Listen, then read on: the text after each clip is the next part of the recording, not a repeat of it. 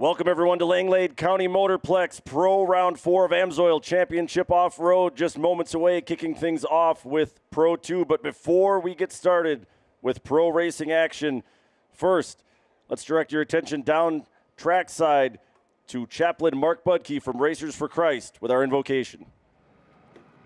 Thank you. Let's pray. Dear Heavenly Father, we just are so blessed and happy to be here in this fantastic facility here, Lord. What great weather we're having today. We had good weather yesterday and some good racing, but some people got beat up yesterday, but we're just sending out prayers to them so they heal up, and so far there's been some answered prayers, but we're just praying that everybody has a safe day. Watch over all the racers, keep them safe, and all the security guys, or the safety guys out there, just keep them safe too while they're out there trying to get these guys going again. But just watch over them, keep them safe. All the spectators, everybody in the pits. The pits can be dangerous too, but just watch over everybody, and let's have a great, awesome day here at this awesome facility. In your awesome name of Jesus Christ, amen. And as always, a great big Wisconsin. God bless America. And now we ask everyone in attendance to please rise if you're able. Remove your headwear, face the American flag for the Star-Spangled Banner, sung by Natalie Roberts-Matiszewski.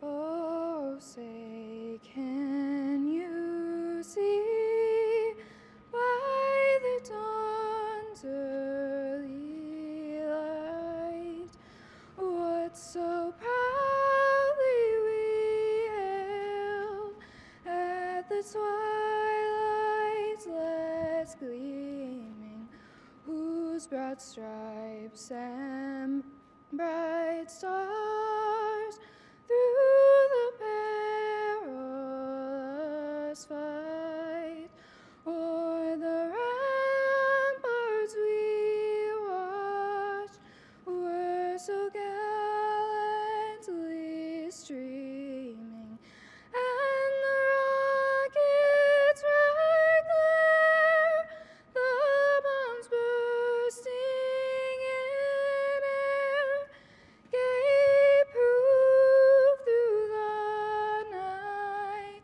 that our flag was still there.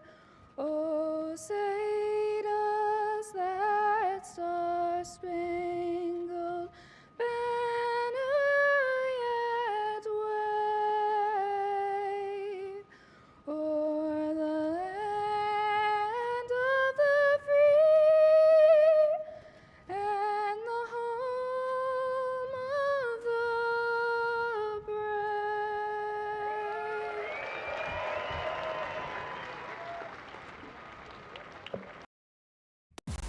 At only the second stop of the national championship, one thing is clear. Nobody owns these championships yet. The stars are emerging, the contenders are stacking up, and every race feels like a turning point. Now, the series arrives at a venue designed in part by the late Kyle LeDuc, a track built by one of the greatest minds the sport has ever known. With championship momentum on the line and an opportunity at every turn, it's time to find out who will rise to the occasion. AMSOIL Championship Off-Road presented by Brunt starts now.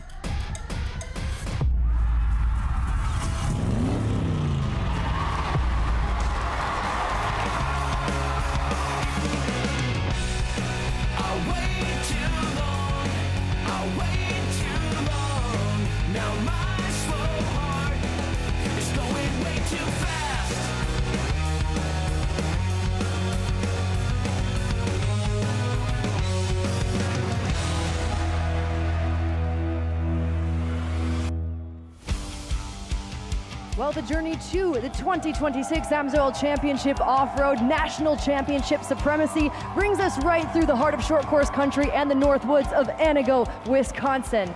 Now here, round 4, this is where a season really starts to reveal itself. The surprises, the storylines, and the contenders alike. I'm Haley Shanley, trackside for you with AMSOIL Championship Off-Road, joined by the distinguished Nolan Castellian, color commentator, a bit of an analyst, trackside reporter. He wears a lot of hats. Nolan, for me, what I look for today is verification. We see those who are appearing to be legitimate in this championship fight, or even just for standalone events, contending for wins. I'm looking for more verification, those who are looking to establish themselves concretely. But for you, in the grand scheme, moving forward for a championship season, how significant is Sunday in Antigo? Sunday at Antigo is more significant than some people might think. Obviously, the conclusion of a second weekend, you're starting to get a handle for some of your championship contenders. But I've looked back through the history books, and it's very frequent that a driver that goes on to win the championship in their class had a win at Antigo on that weekend. The stats back it up. So I think the championship contenders will establish themselves possibly on top of the box here today. You always learn something when talking to this guy, Nolan Castellian, and also part of our broadcast team. They are the eyes in the sky, making us all more informed race fans. These are our analysts, our color commentators as well, and play-by-play, Shea Stetsny, Brent Smith. Brent, I'm going to start with you. You're a driver yourself. How do you approach a challenge like Antigo on Sunday, no less? Well, you know, it's all out, right? It's Sunday afternoon. You have a whole month before we go to the big house at Crandon. You have to get the job done and get momentum going into Crandon. But at the same time, I was talking to Shane earlier. As a driver, yesterday we seen in round 3 how the dust was a big factor. I talked to a couple of the Pro 2 drivers, and they said, I can't see anything. So today, the track looks like it's really prepped in the right way, and that moisture is sinking in. So as a race car driver, you want to duke it out here at this little bull ring. And Shane, for you, what has you most intrigued today for round 4? Typically, there's always a trend at AMSOIL Championship off-road events. Being 2 days of racing, we see everybody on Saturday, the first day, typically a little bit more calm, a little bit more respectful. It's usually Sunday when the gloves come off, as we say. Yesterday, the tables turned a little bit. A couple of classes got a little bit more physical, a little bit more aggressive than we're used to seeing on day 1 of an event. And there was a lot of drivers last night that were upset about it, to be very frank with you. And I think a lot of drivers are going to come back looking for some redemption today. I'm expecting even more of that physical style of racing, and that's kind of what you can expect at a tight track like Antigo, but we're going to see it turned up to 10 here this afternoon. It's a beautiful day. We're racing with blue skies and the sun. It's not too hot, but the temperature of the racing, it's through the roof right now. So, and you get to, it all goes down here. You get to be part of it. We're live on FloRacing, TV coverage, Fox Sports, and also live on Amazon Prime and Roku. You all fans, you're on live TV. So with that, Nolan, racing is to come. Will you do us the honors of the most famous words in racing? You know I'd like to do nothing more. Pro 2 drivers, start your engines!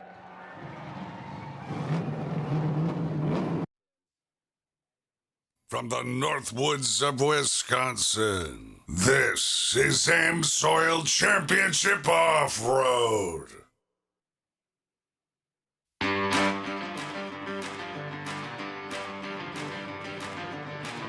We're going to take you on a little bit of a journey here as we introduce to you the stars of the Pro 2 class. One driver I'm going to be watching for, he's from Wisconsin. This is his home track. That is Zach Sikowski. You see him out there. He's tagging the field right now as they go into turn number 1, that number 90. He's not racing a full season. He's being selective, and he tells me the method to picking these destinations are the tracks that he loves most. So his goal, it's not championship oriented. Rather, I want to get back to the podium. It's been since 2024. He is hungry for it. Brent, who are you watching?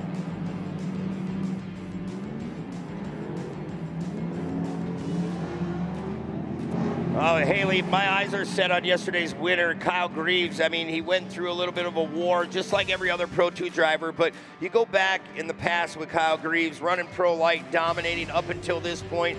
Then he's won a cup race, the Kyle LeDuc Cup race, back a couple years ago, so he knows how to get around here, especially after round 3. You said it best. Shane, this Pro 2 field, it is deep. Yeah, there is absolutely no doubt about that. And what I've been fascinated to watch over the last couple of years, or last year or so on the calendar, is one driver pushing himself into the conversation as a contender, and that's Jacob Rosales, racing out of Kathleen, Georgia.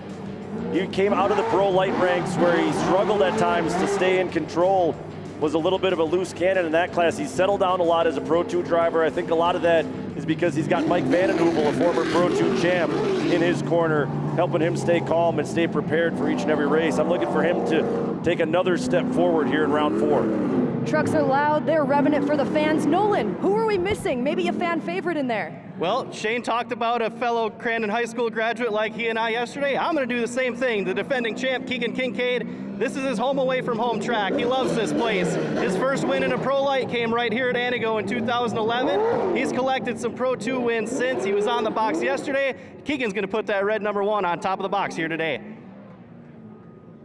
Ladies and gentlemen, get loud. The stars of Pro 2.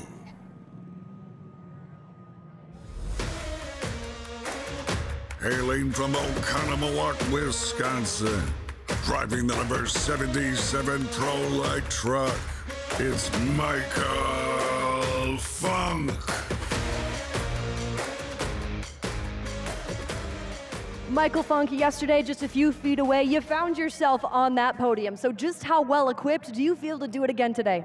Yeah, feeling good. It's pretty similar setup that we had yesterday. Just got to stay more consistent and just finish the race on hopefully on top of that box today. That's the goal. So hopefully we'll be right up there today. I think we will. So starting third, we should be right in the mix. So yeah, should be a good day. I like his chances. Give it up, fans, for Michael Funk.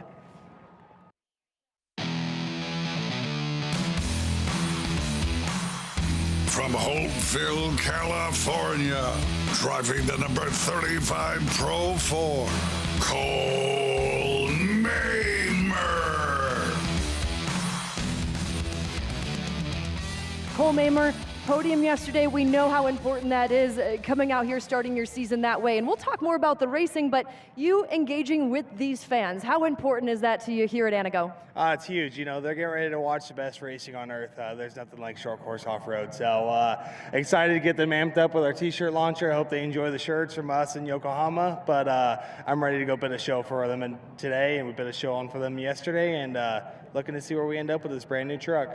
He's a crowd pleaser. For Team Yokohama, Cole Mamer.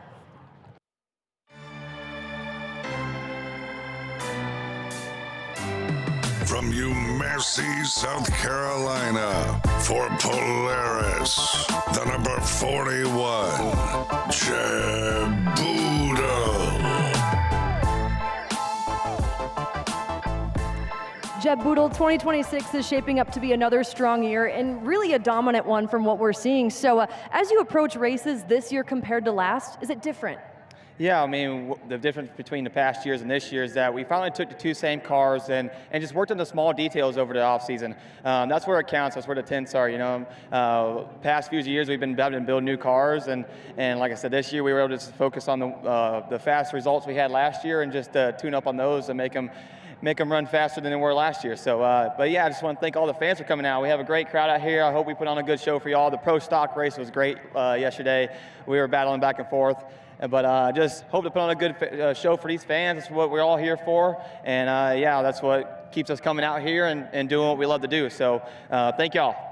The racing is top shelf. He's a big part of it. Jeb Boodle.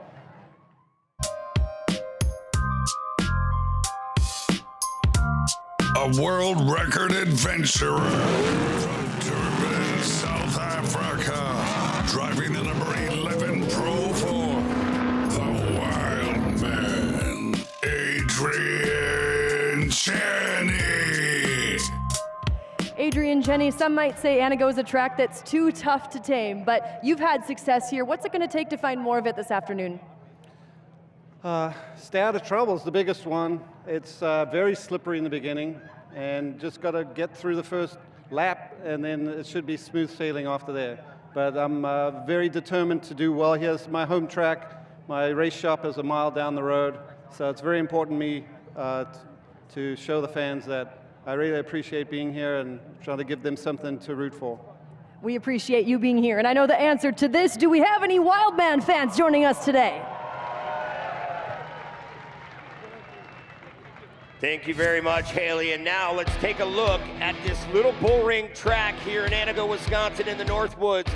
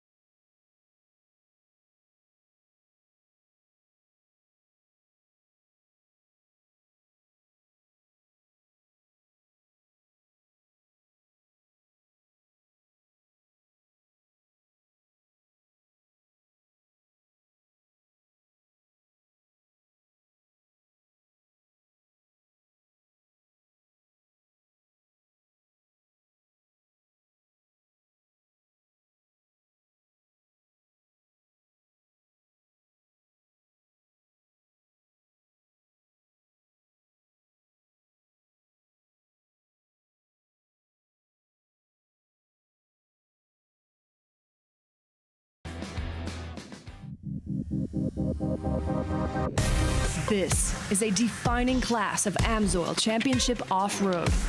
Rear-wheel drive, no traction control, no second chances.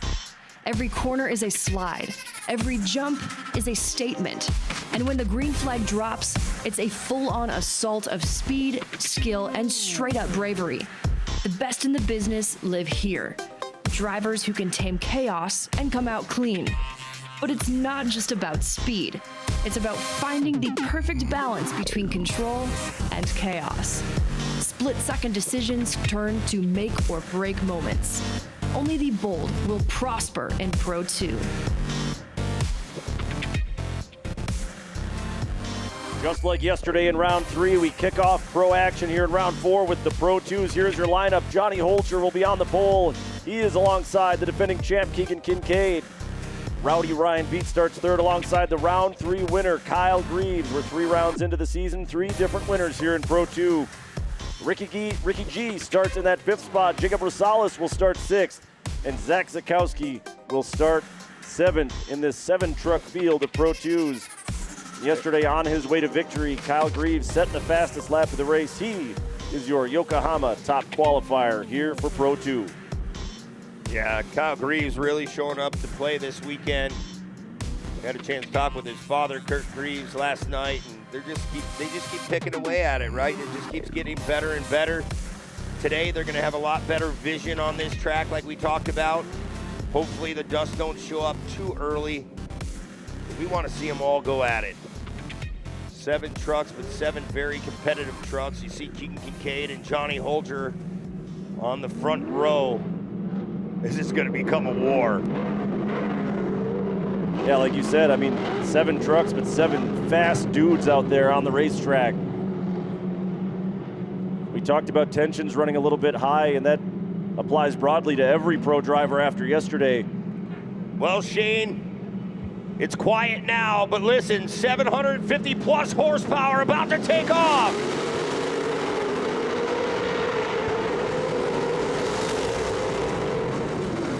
Man, Rowdy Beat was pushing on the back bumper of Holcher all the way down the front straightaway, and Beat slides into the lead. He will hold the point as they come out of turn 1, and we've already got 2 trucks tangled. That was Kyle Greaves, yesterday's winner, already in trouble. Greaves will be at the tail end of the field. Up front, though, Ryan Beat, winner in round 2, out front of Johnny Holcher. Beat the winner in round 1. Holcher, the winner in round 2 down in Wheatland. Yeah, Ryan Beat finds himself out front of Johnny Holcher. Those Toyo tires digging into this soil very well right now. Caught up with Ryan a little bit, chit-chatted. Just always happy, just wanting to move forward with this program, helping other people make their program better. He has the thriller Wyatt Miller under his camp. Such an innovator over the past 10, 12 years on Ryan Beat. I remember when he showed up with a little box truck with his first pro light. He's just a normal racer trying to move forward in his career, and now look at him. I'll tell you, Ryan Beat's driving with his hair on fire right now, slowly pulling away from Holcher and the rest of the gang. Kincaid still holding strong in that 3rd spot. These races are marathons, though. 13 minutes plus a lap for the Pro 2s. Yeah, it's almost an endurance race now with that much time on the clock. You got to save a little bit for the end. It's hard to tell any of these Pro 2 truck drivers to slow down a little bit. Cushion's going to start to fade out widely, Shane, on that top side. You see that excess fuel coming out of Ryan Beat's truck. I also think you might have spoken a little bit too soon on the conditions out on the racetrack. It's starting to dry off in a hurry here. Yeah, it's hard, man. 2-wheel drive trucks, 35-inch tires on these trucks. They really dig in deep, but they're a DOT tire. You can buy them right off the shelf. Yeah, starting to see some more of that dust that we saw back in round 3. Everybody just a little bit settled in at this point. Yeah, Beat about 0.2 of a second faster than Johnny Holcher. Keegan Kincaid just creeping up, trying to reel in Holcher himself. They're maintaining their spot. As you're right, Shane, she's starting to dry out pretty bad up on the top side.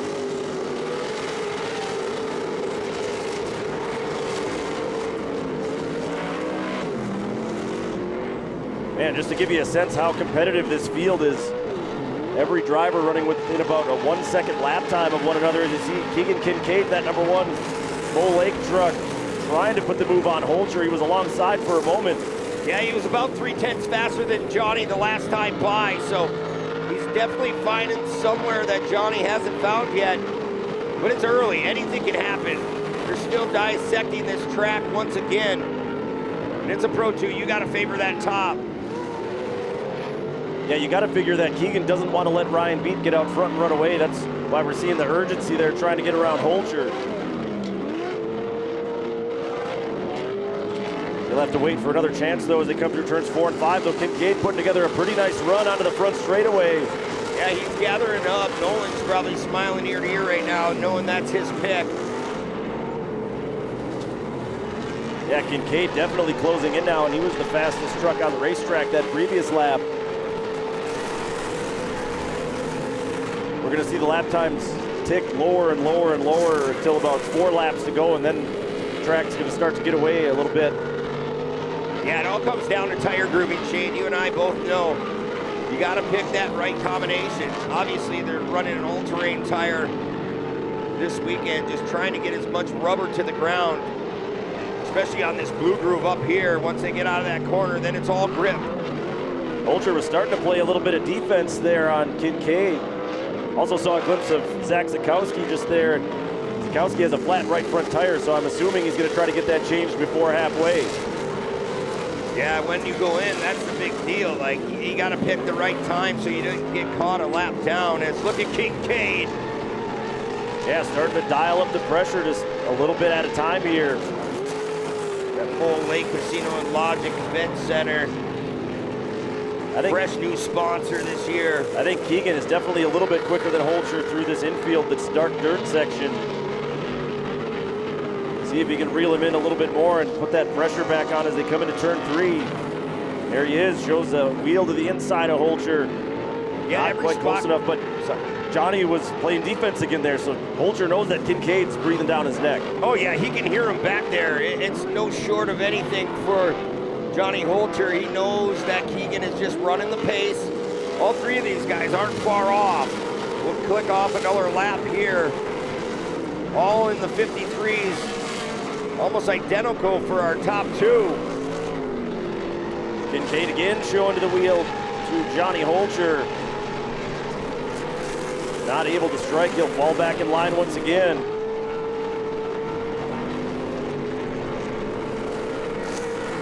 Kincaid just relentless right now. Yeah, he's trying everything, and you're learning for the second half right now as Kincaid bonsais off that table one more time. The Bilstein Shock Chevrolet of Ryan Beat. Starting to see that transition point from the dirt back onto the clay get a little bit rougher. We still got a long way to go in this one.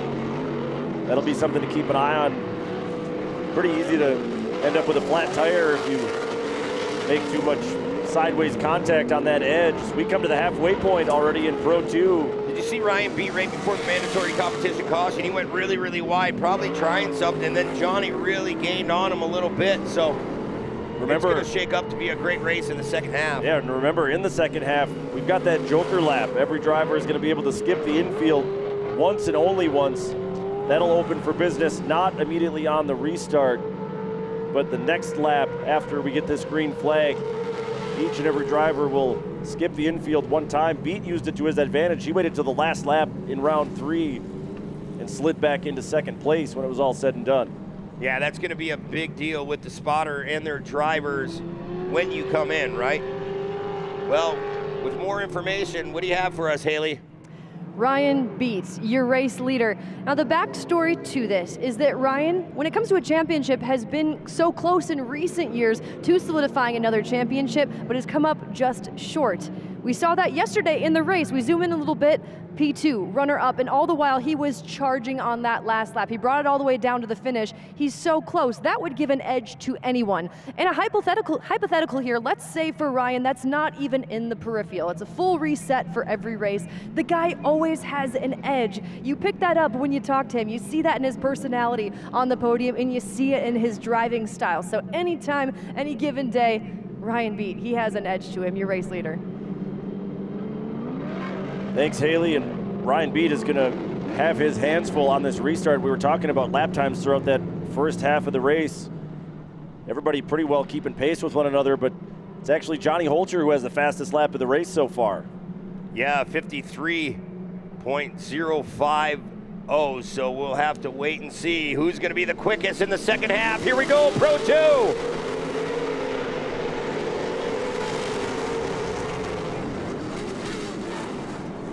All of them hard on the binders. Oh, looks like Greaves got in the back of Ricky G. Yeah, he monster trucked Ricky G's rear tire there. Doesn't look like any damage done to either of those two. They immediately get back up to speed, and here goes Rosales now alongside Ricky G, trying to move up a spot. Yeah, Rosales, he wasn't really too fond of all the dust yesterday. He said, I could not even see at any point in the second half. So we'll see if he can get into striking distance. He's come a long, long way since his pro light days, showing he's a competitor each and every weekend as Ryan Beat still out front, right in front of our camera. All right, I'm curious. We know Johnny Holcher is the fastest truck on the track. Does he take the Joker lap right now, get out front in some space, and try to run away from everybody else? Yeah, I believe, try to build up that lead? Yeah, I believe you're kind of babysitting Ryan Beat. When are you going to go in, right? You want to know if the leader goes in, maybe you just stay to what you're doing. No, Beat's going to go in now. Yeah, he kind of did it at the end. I think Holcher was originally intending to take that Joker lane and made a last-second decision not to. Okay, so now this is where it gets interesting. Check that off our list, Shane. Ryan Beat went through. As did Kyle Greaves. Kyle Greaves and Zach Zukowski also. Or excuse me, just Beat and Greaves went through. So on the racetrack, they will now be first and second. Yeah, so now it's up to Johnny Holcher and Keegan Kincaid. When will they go down that Joker lane? Look at Kincaid getting a little wide, trying to cross back over to find some grip. And there's that dust again. Now the question becomes, can those two run the pace? Keegan's going right now. He's going right now. There he goes. He kept a lot of speed up through there. It's a really narrow entry into that Joker lane. Oh yeah, he was hanging it out. He didn't lose much time at all. He gained as much as he possibly could there. We'll see what the interval looks like. Yeah, he's a little bit closer to Beat than he was before they both took that Joker lap, so. I like that line down there, Shane. Yeah, wise choice by Kincaid to use the shortcut when he did there. But now it's up to Rowdy Ryan Beat in that Bilstein Shock Chevrolet. Those Toyota tires are hooking up. Kincaid just clipped that tractor tire a little bit too far inside. Fortunately, it was just a glancing blow off the right front tire. Kincaid's on the move. Ryan Beat is just being so smooth right now. Clicking off laps, under 4 minutes to go in this race. We are in the second half. Kincaid really struggling there to try to get out of there. So our top three have all taken that Joker lane. No more shortcuts for those three. With all that time left, like you said, over 3 minutes, this is your storyline. Can Kincaid slowly reel in Beat? He gained some ground there coming out of turn 5. He is. He's gaining slowly but surely as he's creeping down on that bottom, feathering that throttle, trying to get as much grip right there. Beat had a little bit better of an advantage right there on that exit. Now Beat. Oh, look at Jacob Rosales. Looks like he might have went upside down. His hood's all crushed. Tough break for Rosales. Sidelined with a few laps left in this one. There is Johnny Holcher, and he will take his entry into the Joker lane. Well, look at this. This is where it gets interesting. Johnny Holcher right passes Kincaid. Oh, man, he spins out. Yeah, Holcher was trying to sneak past, and they made some contact door to door, and that sent Holcher into that scary. spin. You can't see anything. Yeah, that's where the spotters really need to be on their A game and let their drivers know what's going on out on the racetrack.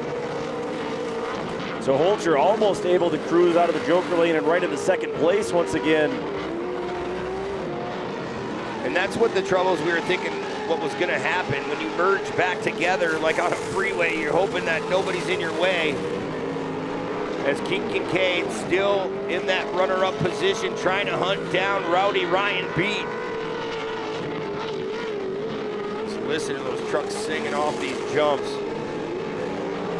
Bonsai one more time. The clock is starting to run very low here, Shane. Yeah, time running out. Gutierrez, the only driver on the racetrack not yet to take the Joker lane, so presumably he'll wait till the final lap of this race and see how it all shakes out. In the meantime, Ryan Beat starting to open that interval up once again on Keegan Kincaid up to 1.8 seconds. Yeah, it's gonna be hard to run down Ryan Beat right now. He's back in the zone in that 51. As I said earlier, those Toyota tires digging pretty deep. Choosing the right combination on tires are huge in this sport. You can see how far that cushion is starting to get moved out toward the outside in turn 2. They're chewing up that dark dirt on the infield. Here's that transition point. Let's see how rough it looks down there now. She's it's pretty getting worse. tore up. Perfect demonstration of it there by Keegan. There's Ricky G yet to serve that. We're trying to wait and see when he's going to serve that Joker lane. He's got to do it pretty quick. Time has gone away. 2 laps to go this time by. I think Ricky G's going to wait till the very end, the final lap, and take his shot at the Joker lane. There's Zach Sikowski getting back out on the track as these guys are starting to reel him in. Rowdy Ryan Beat Keegan Kincaid. Boy, he just missed that tire in the dust. Yeah, I think the track is starting to go away now. It's starting to get really slippery out there. Clearly, visibility is an issue, if you'll pardon my pun there. The dust, the clay dust here just hangs in the air and sticks to everything. Boy, Keegan flatland in that big tabletop. He's wearing the #1 red plate this season. A lot of guys don't really like that, but Keegan, he's displaying it very strong and proud. Now Beat trying to stay to that inside. He knows all the grip's gone away all the way around the top. Yeah, if you want to go out there and chase the cushion, it's way outside as you see the white flag in the air for Ryan Beat. Trying to be the first driver in Pro 2 to win a second race this year. Now remember, Ricky Gutierrez has never taken that Joker lane yet, so we'll have to see. Yeah, he's down to his last chance once he comes past the flag stand here in just a moment. We'll see how much ground he's able to make up. It's not looking good, very good for him right now. He's gonna have to wheel his way around. He's just coming in front of our booth as we speak. And Ryan Beat coming back on the oval on the final lap. He's looking to get the job done here in round 4 and set his sights on another victory in Pro 2. Saw Ricky G go into the Joker lane. He might be able to get past Holcher for 4th if he can get a good run out of there. But the checkered flag is gonna fly. Ryan Beat takes the win here in round 4. Kincaid a hard-fought second. And it was those two and a ton of real estate back to Kyle Greaves. A good weekend for KGB. Backs up the win in round 1 with a podium finish here in round 2. Boy, this track has been treacherous all weekend, but these drivers just keep. And ultimately, by the way, along. sorry to interrupt you, Ricky Gutierrez was able to get past Holcher on the final lap by taking the Joker lane. So Gutierrez waited till the last opportunity to take it and got him a 4th place finish. Let's go back and take another look. This is Holcher merging onto the backstretch.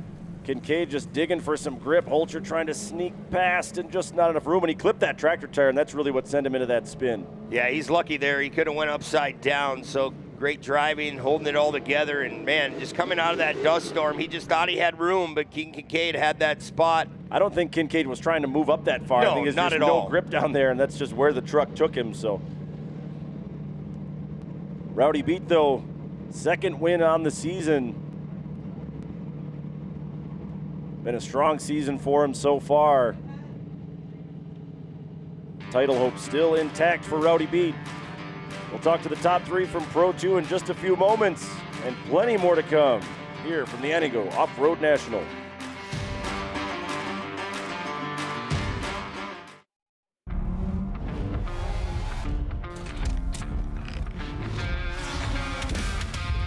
Before the action, before the race, or the game, or the stunt. there's always a crew working behind the scenes that makes it all possible. From the job site to the pit box, Brunt Workwear is proud to stand behind the crew.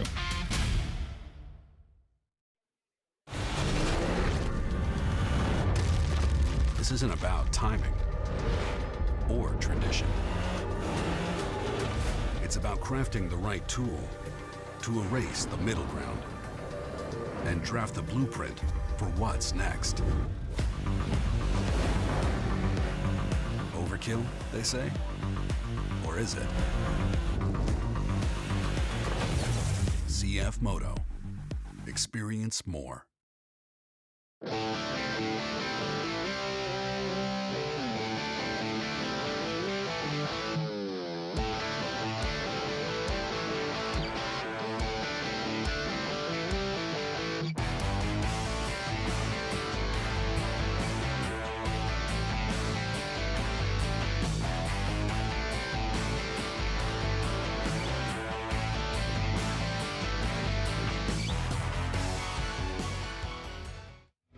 You know what, Shane? So do I.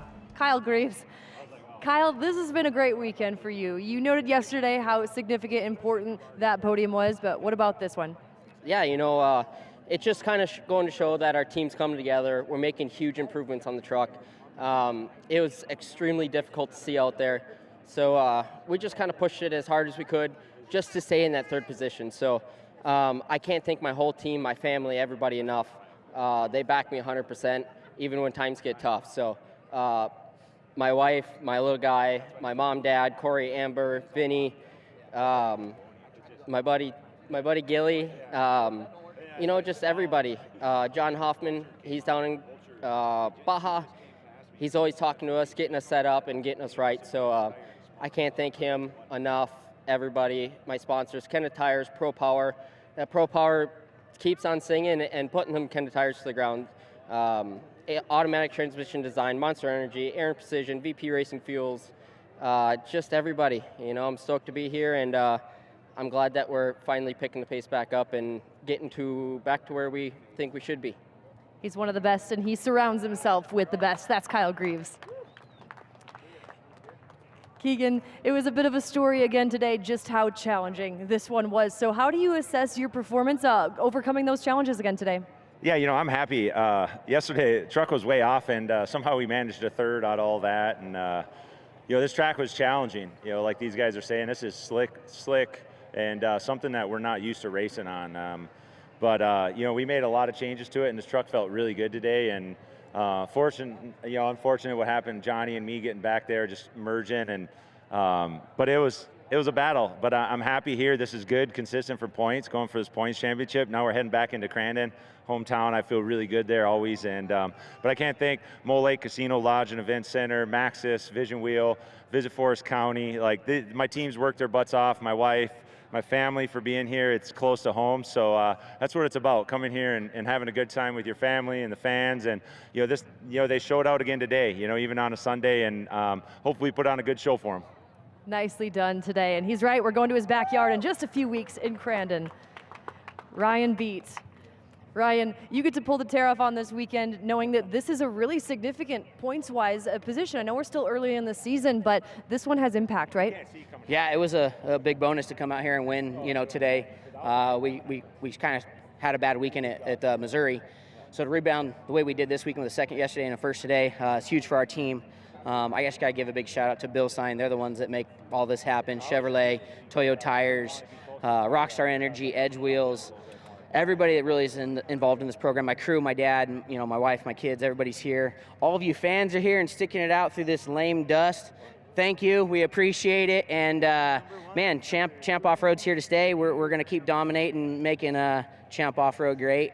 We're gonna crush NASCAR and IndyCar one of these days.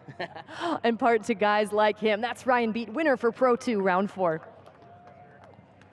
Thanks, Haley. Man, Ryan Beat just got me fired up. After that, I'm ready to run through a wall for him. Pro Spec a few moments away, but first, fans, if you're here with us at Langlade County Motorplex, they've drawn the 50-50 winner this afternoon. It's a blue ticket. That winning number, 08822. 7-0. The winning 50-50 number 0882270. You can claim your prize at the booth under the grandstands.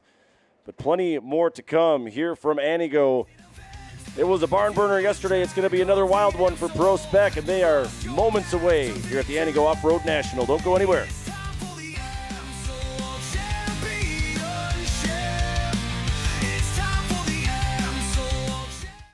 So the owner of JB Steel Erectors, which is the installer in the field, and I'm the owner of Jimmy Henderson Motorsports, which runs a Pro 4 Champ Off-Road team. So what led me to consider AMSOIL for commercial business was the performance on the track.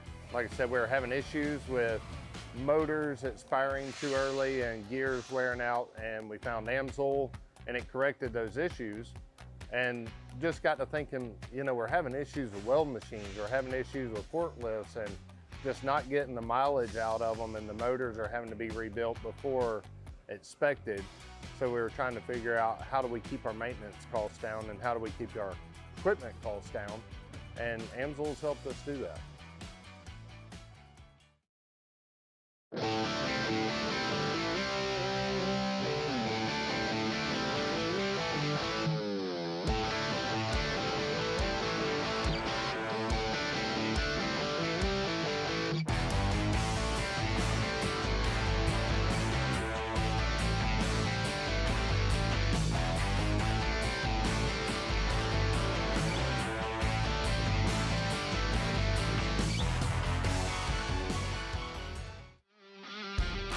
Back here once again in Antigo, round 4 of AMSOIL Championship Off-Road. We'll welcome you back up here briefly to the booth. It's your friends Shane and the man to my right, of course, Brent.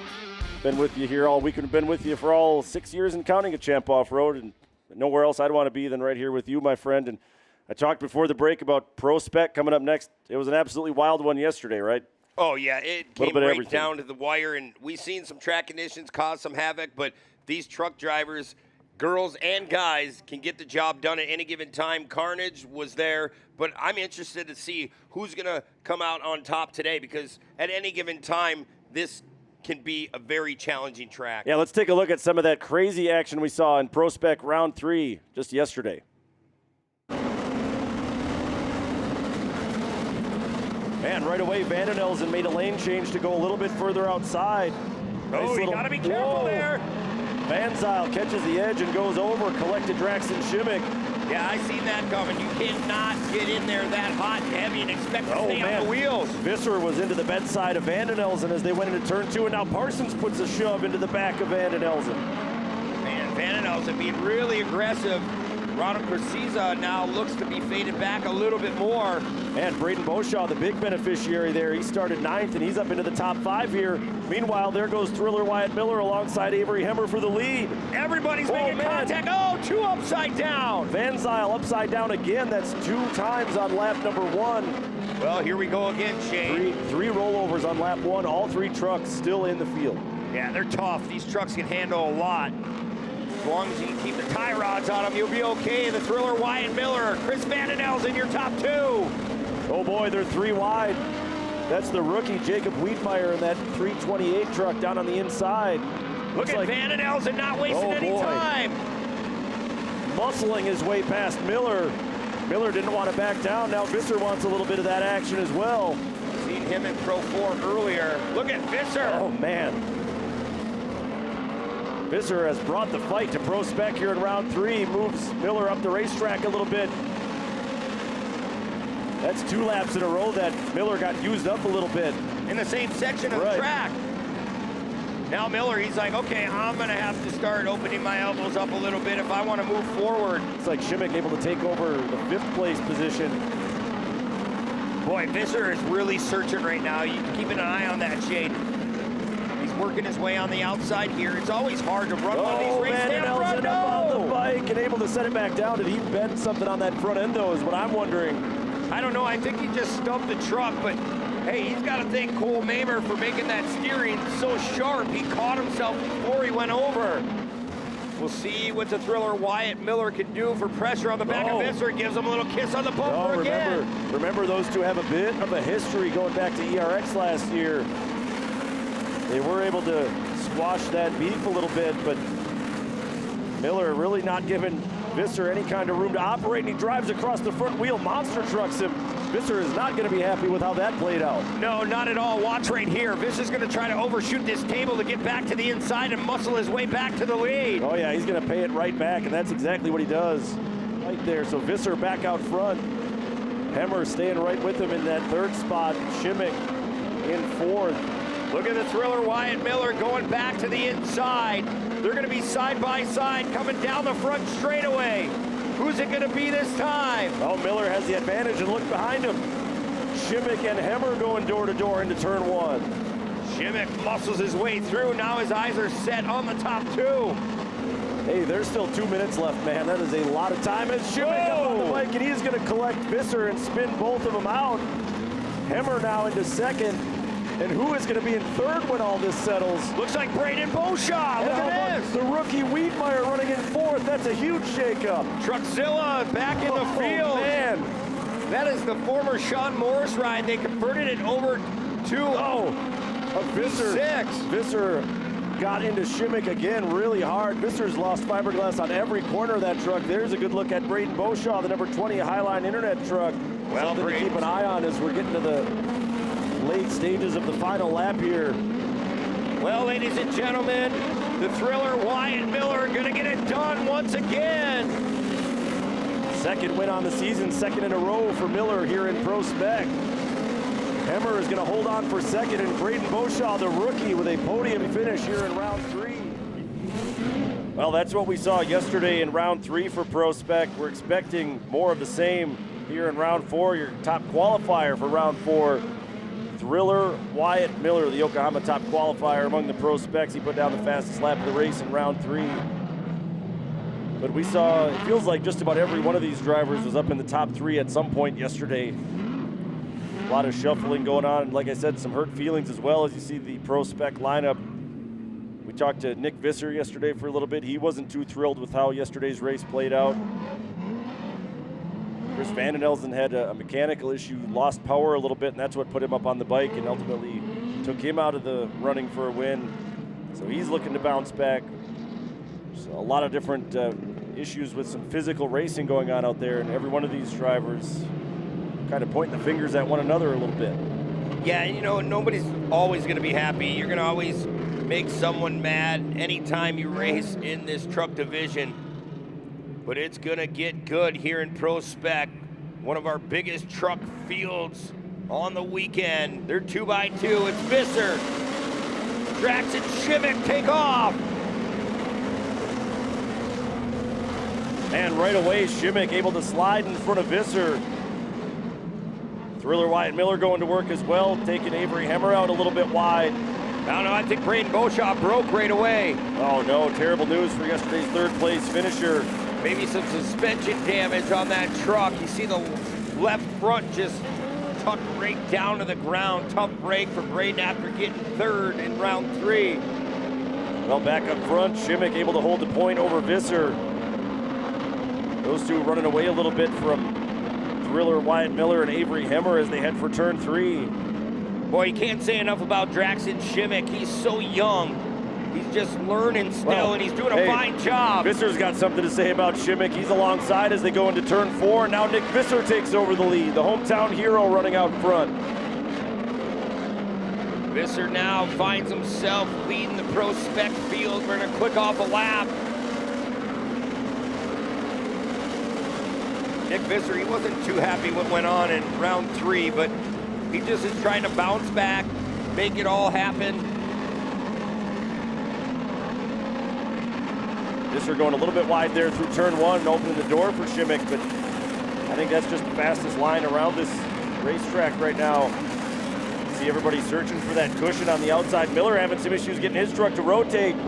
Hemmer might be able to get by and steal third away from him. There she is, Avery Hemmer in a podium spot. Yeah, Avery just waited for that little mistake and capitalized on it as they bonsai off this tabletop again. There's Vandenelsen. Yeah, he finally got around Ronald Cosiza. That was a pass for fifth. That happened a couple moments ago. Yeah, his truck still looks like it's been through a war early, as Avery Hemmer is still maintaining that spot over the Thriller Wyatt Miller. Look at how high up that cushion's going. And this track is more challenging than we expected. really slick in some spots with the water they put down and some more of that dust as well. Hammer holding strong to that third place position as contact. Shimmick made some contact there with Visser trying to muscle his way past. Visser able to fight off that charge. Yeah, Shimmick's just putting that pressure on. That's the kind of stuff that Visser was frustrated about when we talked to him after round 3. He was a little bit upset with how some other drivers had made contact with him. Yeah, he's like, do we even get black flags out anymore? I'm like, hey, that's above our call. We don't know what's going on right now, but they let these drivers duke it out themselves, and you don't want to punt anybody. You want to beat them straight up, as Shimmick kind of laid back a little bit now, trying to get back in the zone. Yeah, Visser finally able to breathe for a couple seconds here. He stretches out his lead into turns 4 and 5. We'll go back and take a look at what led to that incident. Shimmick trying to run down along the bottom and just pushed a little bit, got a little bit wide, and that was the cause of the contact there.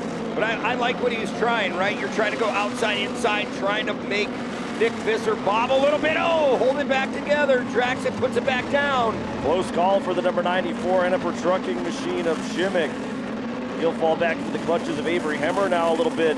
That's allowing Wyatt Miller to creep up to the back bumper of these two trucks. There goes Avery Hemmer to the inside. She's going to try to do a slide job. They make contact. Oh, now Miller just a little bit got into the bedside of Hemmer. Boy, this track's still very wet. 3 of the fastest teenagers on the planet doing battle with one another here in Pro Spec. There goes Shimmick up to the top side, that preferred line. You get all the grip that you need, and he's trying to keep that truck straight. He knows the second half is in his future here this afternoon. Visser just checking out on the field as we speak, just laid down a 58.8. Yeah, my goodness. 2.5 seconds faster than anybody else on the racetrack right now. Visser absolutely dialed in here. Miller still working hard on Avery Hemmer, trying to find some room to make a move. Boy, that number 80 just doing what he needs to do. Nick Visser, past super stock champion. When he got into this class, I'm like, he's not going to be far off right away. He knows how to drive a truck. He's very aggressive. Used to that style of racing as well. Super stock truck on the sportsman side. Pretty much the most physical class you can get into. Visser just laying it down right now. Well, Shane, we should be coming to the halfway point this time by. The Thriller Wyatt Miller trying to duck down on the inside of Avery Hemmer. Looks like Miller almost went around, and so did Draxon Shimmick. Yeah, Shimmick did go all the way around, couldn't make the save, so Hemmer slides into second right before halfway. Miller up to third, and Chris Vandenelsen up to fourth. Shimmick's gonna go almost to the tail end of the entire field here. Yeah, tough break for Draxon Shimmick after having that strong run in the first half. He found himself in the back of the pack. But not that man right there, Shane. He's doing everything he needs to do with that brand new truck. We didn't talk much about Chris Vandenelsen in the first half of that one. It wasn't the fastest lap of the race, but the last lap coming to the red and yellows, he was the fastest truck on the racetrack. Chris Vandenelsen was currently sitting in that 4th spot. Well, let's take another look at what happened to Draxon Shimmick. You just get in there too hot and heavy and try to feather that throttle, and if she don't grip, it goes right around. Yeah, so some work to be done for Draxon Shimmick, and for more on Draxon, we will check in trackside with Haley. One of the drivers I was looking at so closely in this first half was that 94 of Draxon Shimmick. One thing I learned when I spoke to him today is that he himself will be in that seat all season, but that wasn't the case for the number 94 last year. He was running most events, but there were select events, often those bigger tracks, the more expansive, faster speedways that we get to visit. He had reservations. There's a little bit of fear, for a good reason. It's a high risk, high speed, high reward sport. So his dad, very accomplished pro light driver, stepped into the seat for him. That's not the case this year. Draxon is racing the full tour, but Zach Shimmick, his father, of course, a UTV world champion. He has one Pro Light World Championship, King of the Heimers Champ Ultra 4 World Cup 2025. He's decorated. They're building a Pro Spec truck. He hopes to debut that around the halfway point of the season. So for the first time, they could race together, father and son. Well, thank you for that, Haley. Yeah, Zach Shimmick's always trying to get behind the wheel once again, but let's see who can get to the finish line first. Nick Visser, Avery Hemmer, Wyatt Miller. There goes Chris Van Elsen really wide. Yeah, trying to run all the way around that cushion through turn 1. He's going to pick up some He's time gonna there. have a big run if he's got enough room to pull alongside Hemmer. Hemmer's caught in the middle, 3 wide as they head into turn 2. There's not enough room there, Shane. Oh, man. There goes Van For a Elsen. moment there, look at Hemmer. Hemmer and Miller were locked up. That opens the door for Chris Van Elsen, and now Van Elsen slides into second. Man, we talk about open up the elbows. Avery Hemmer just slid the truck right in the way of Wyatt Miller, taking that line right away. There goes Parsons out the inside of Hemmer. Oh, he saw an opening and took advantage. Gave a little shove to Hemmer as they went back onto the clay oval. Yeah, Parsons ready to bounce back this season. He's had some problems the last couple times, even in qualifying. Coming into this weekend, he actually snapped the shifter linkage off.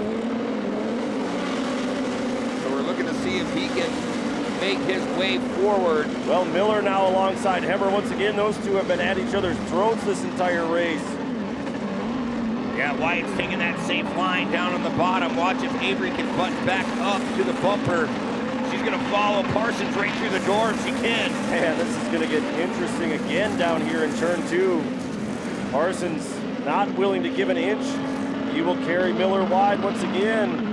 Man, they're not afraid to just throw him out in the back of the field there. Wyatt Miller just trying to be tough. Man, hit his elbows up between those 3. There goes Parsons Wyatt down to the bottom. Wide. Yeah, Miller's going to come in and do a little block pass there on Parsons. Hey, that's a motocross move, a supercross move. He just set that truck right where it needs to be. All right, we've got a bit of a Donnybrook on our hands. This battle for 3rd place. Parsons, Miller, and Hemmer all in the mix for that spot.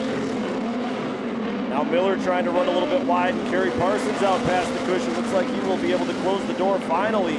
Yeah, here comes Parsons with a good run, and now Hemmer alongside Parsons. Yeah, they just keep shaking it up. Oh, Wyatt Miller, something happened to the Thriller. He is up against the fence. Yeah, just slowed down and came to a stop. He was just coasting, trying to get out of the way of everybody else. Yeah, I don't know, those tracks are going straight right to the guardrail, so maybe something broke in the steering. Winner in round 3 now relegated to watching from the sidelines as we look back up front. Nick Visser, Chris Van Elsen. It'll be Hemmer in 3rd for now as they go through the infield towards turn 3. Yeah, Van Elsen's on the hunt right now. He knows he has less than 3 minutes to go. It's go time. It's round 4. You have a month to fix this truck. You got to let it all hang out. 2 different lines through turns 4 and 5 as local yellow still out here. They're helping Wyatt Miller get his truck off the racetrack. Really precarious spot to be parked down there. It's so hard as a race car driver to get back in the zone. Once you go through that local yellow, you're hard back loud on the pedal. Let's take a look what happened here. There goes Miller. He goes up to the top. Something broke. And then you see big contact. Yeah, right behind them, that's Hunter Van Zyl and Wesley Vandevoort locked up. Vandevoort, one of the rookies out there in this pro spec field. We're going to go to a full course yellow now. It's going to take a little bit extra help to get Wyatt's truck out of the way. Man, that's huge for Chris Van Elsen. Yeah, he needed a day like this and to find himself back up in the top 2. Big points day, especially when Wyatt's out. Not only that, but to get another shot at Visser on this restart. How about Draxton Shimmick, by the way, was 4th as they crossed the stripe last time. There's a good look at Chris Van Elsen. You can tell that's a battle-tested truck already. He was stuck back in traffic for the early parts of this race. Yeah, they're going to bring him to a stop there on the straightaway. Heading back through the final turn. We're going to try to get everybody re-racked and stacked in their right position. Yeah, looks like Parsons just off to the left side of the frame there. Maybe trying to weasel his way in line a spot ahead of where he should be. Well, this driver is chock full of young talent, a bunch of really fast teenagers. And for more on that, we'll check in again with Haley. She's trackside.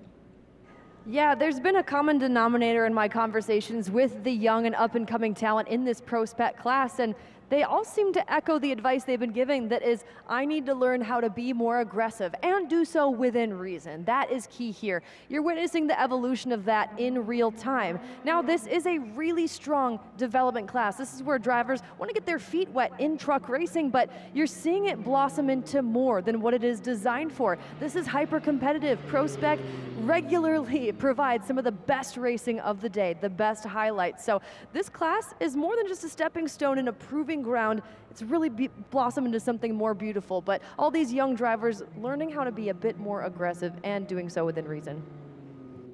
Thank you, Haley. And I think another big common denominator there is that it doesn't matter if you're a teenager like Draxton Shimmick or Wesley Vandevoort or Wyatt Miller or Avery Hemmer, or you're one of the veterans who've been around this sport for a decade or more like Chris Vandenelzen and Nick Visser. It doesn't really make a difference. These are all hyper-competitive. You know, they're all driven to win and driven to perform, and that's why the racing we see is so competitive like it is. Oh, absolutely. Anything can happen. And here we go, the start of the second half. Nick Visser, Chris Vandenelzen, Avery Hemmer, your top three. 2 laps to go that time by, so only a little bit more time if Vandenelzen wants to try to run down Visser, and you see Parsons giving a door there to Shimmick again. Yeah, Parsons not going to waste any more moments on this track. He needs to get a top 3 today to get back in this points championship. And oh man, Truckzilla having some issues. Yeah, that's Wiedmeyer, the number 32, and Hunter AMSOIL also involved. We come through the infield. Oh, Parsons having some issues. Looks like he might have tangled up with another driver. Didn't see how that situation began to unfold. Look at Chris Vandenelzen finding that bottom line on exit. He gained about a half a truck length right there. See if he can continue to reel in Nick Visser. White flag is going to fly this next time past the finish line. Boy, Chris found one of those big holes with the right rear, set that truck up on 2 wheels. He knows he has 1 lap to go. Those Yokohama tires against the Nexen tires. Vandenelzen. See which one picked the best groove today. Vandenelzen trying to go high entry, low exit through turn 1. Will have a nice run as they head for turn 2, but not quite close enough to make a move. Yeah, and you know Nick's going to slow down just a little bit. He doesn't want to make a big mistake here at the end. Yeah, Chris is going to have to be perfect, though, I think, to get the better of Nick Visser.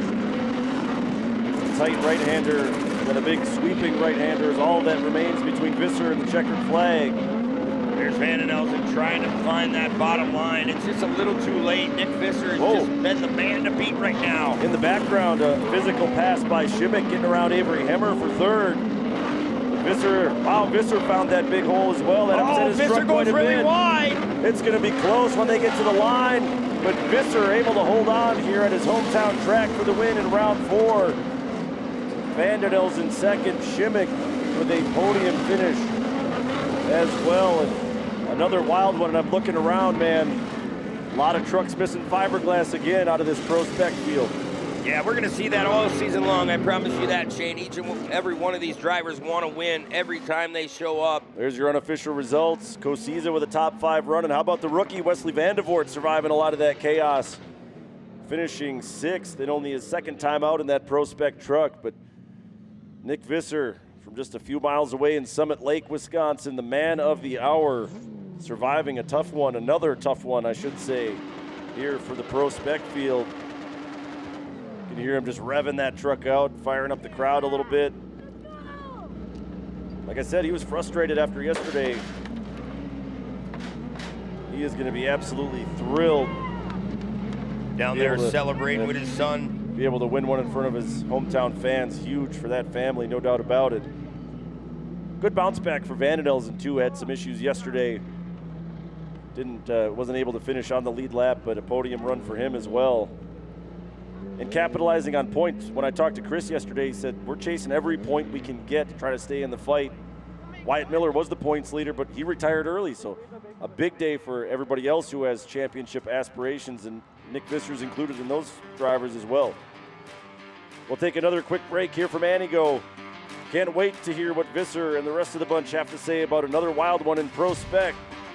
We'll have that and a lot more for you on the other side. Stay with us here in Antigo.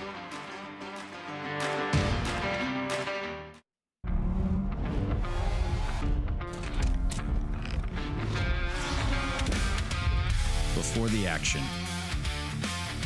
before the race, or the game, or the stunt. There's always a crew working behind the scenes that makes it all possible.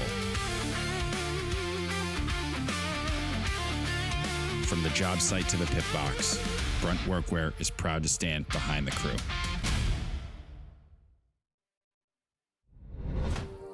There's only one real question. How bad do you want it?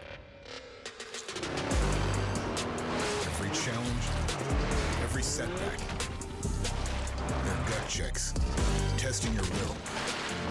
The road ahead is rough. No excuses. Built to do it all. Unstoppable.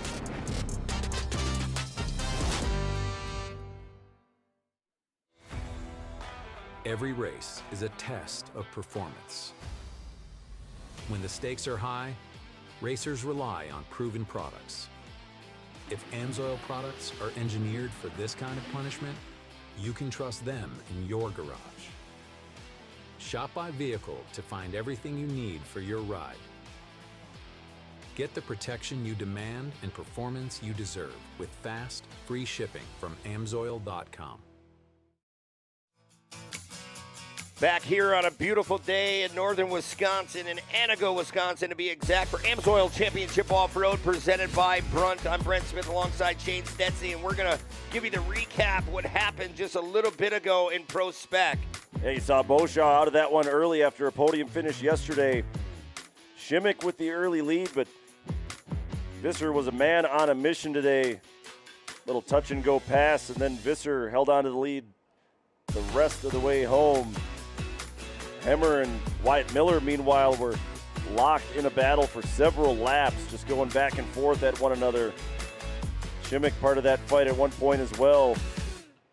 Got a little bit physical, but mostly respectful between those three drivers throughout that race. Right, it just got really dicey, and then track grip was huge as Jackson Shimmick right before that halfway went around. That cost him a lot. Yeah, sent him way back through the field. And this is where it got interesting, Shane. They try to go three wide through here. Chris trying to dig down to that bottom inside line. I'll tell you, Chris would not go on to win the race. He settled for a second, but that was a big-time move. 2-for-1 deal.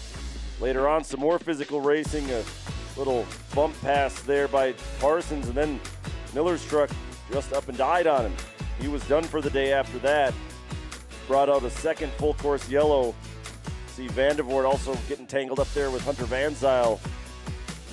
Yeah, there was no short of carnage in this race as well as we've seen in round 3. And then Van den Elzen tried to put the heat on Visser, but Visser was just so smooth and confident all weekend long. Right down to the wire, though. Visser a little crossed up in the final turn. Not a big enough mistake for Van den Elzen to capitalize. And after the early drama for Shimmick, he was able to bounce back and land on the podium as well. And we've got all three of those drivers staged and ready to go, and Haley standing by to get the story. Thank you, Shane. Trax, did we know that this has been shaping up to be a confident year? There was that turning point of a win. Here's another podium for you. But I want to know how you handled that. How did you maintain your composure after some of that chaos early on to end up here? Yeah, we had the mistake of spinning out. So I turned back around. My dad was just telling me, just chill out, take a deep breath, let's get back going. We started out just making my lines, making my passes, and we made a last second pass to pass around Hemmer. But I could not do it without all my sponsors, my dad, all my family that comes out, Aero Coatings, Victory Sign, Yokohama, Affordable Auto, Enterprise Trucking, Tilke, Trenching and Drilling, and everyone else I forgot. It's been a great year so far for the second generation driver, Jackson Shimmick. Chris Van den Elzen, wow, you made this one really close all the way to the checkers there. But you were telling me yesterday with not much time on this new truck that it's still, you're waiting for it to feel proven. How close are we now?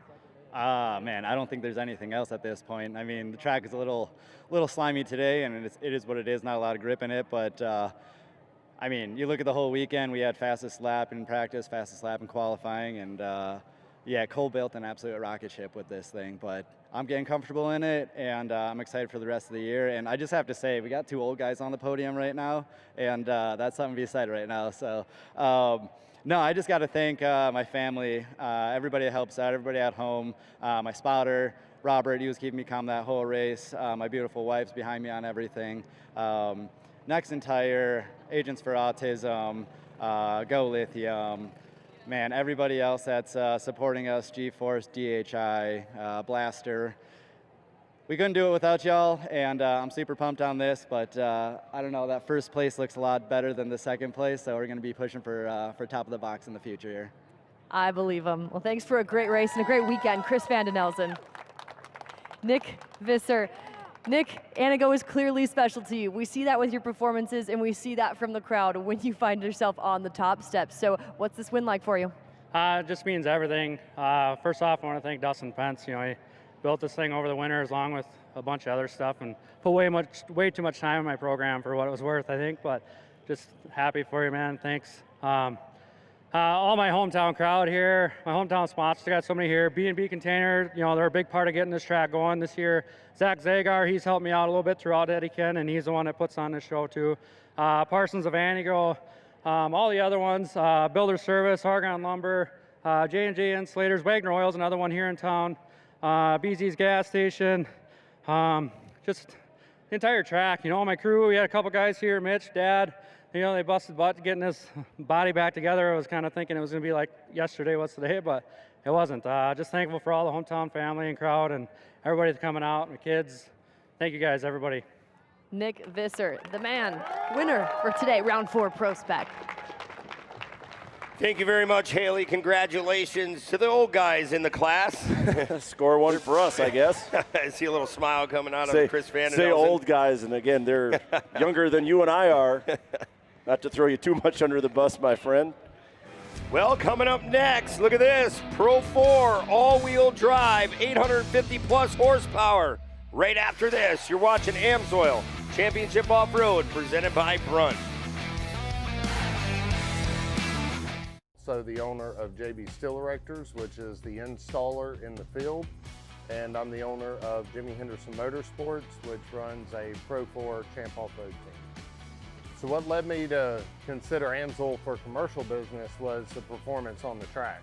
Like I said, we were having issues with motors expiring too early and gears wearing out, and we found AMSOIL and it corrected those issues. And just got to thinking, you know, we're having issues with welding machines, we're having issues with forklifts, and just not getting the mileage out of them, and the motors are having to be rebuilt before expected. So we were trying to figure out how do we keep our maintenance costs down and how do we keep our equipment costs down, and AMSOIL's helped us do that.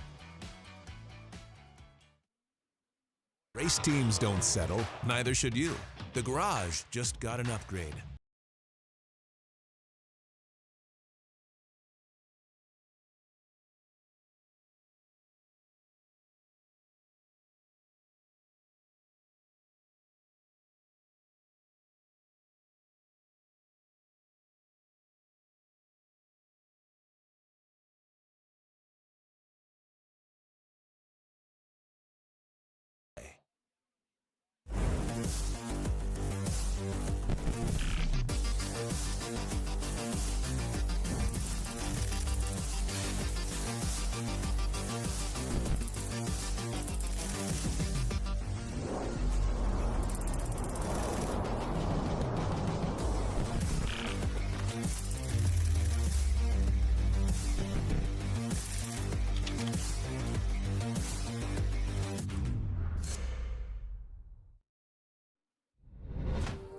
There's only one real question.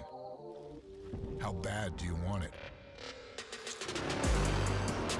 Every challenge, every setback, they're gut checks, testing your will. The road ahead is rough. No excuses. Built to do it all. Unstoppable.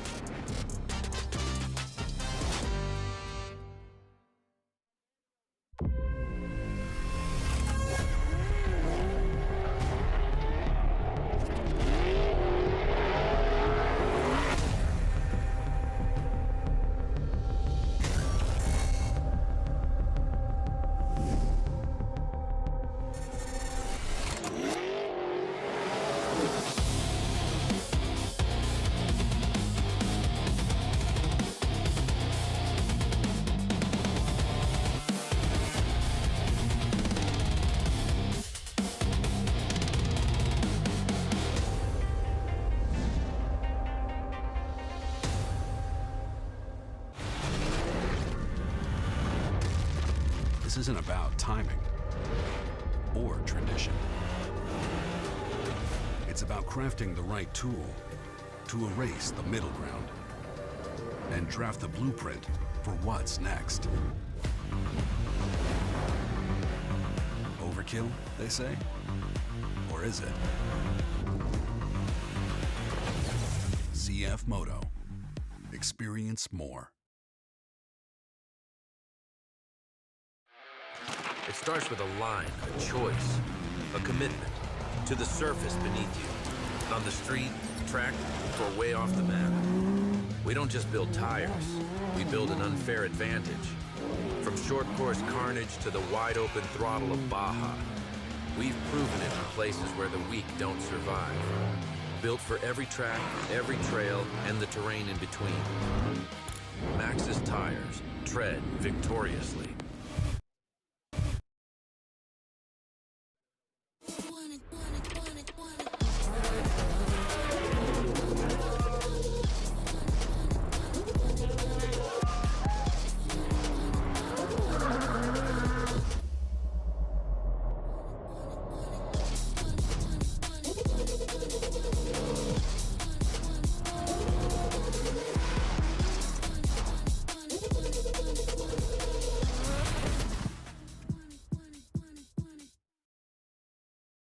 Purpose-built, adventure-ready, freedom to go further.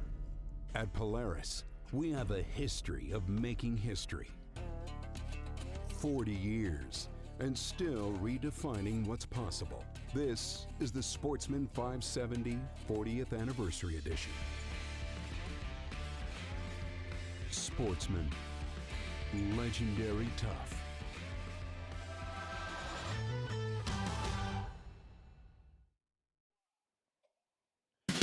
Back here in Antigo, we are having a great time here at the Antigo Off-Road National. We hope all of you are as well. And fans, make some noise. It's time for a good old-fashioned swag toss.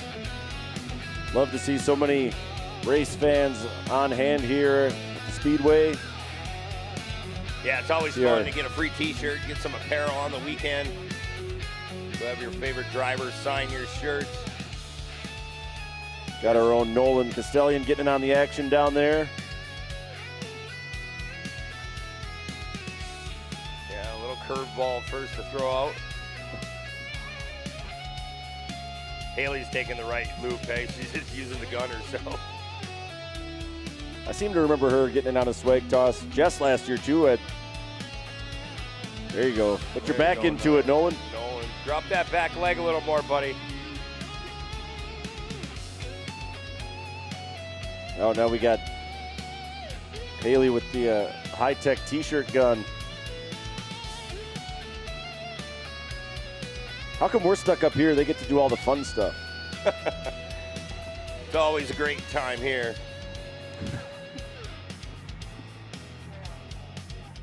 Man, so great to be at Antigo, though. The crowd always shows up. I mean, even last year we raced in the mud on Sunday and still had a good crowd on hand. And again, weather really on our side, at least for the fan side of things, doesn't get a whole lot better than low 70s and sunshine, intermittent clouds, just enough of a breeze to keep you cool.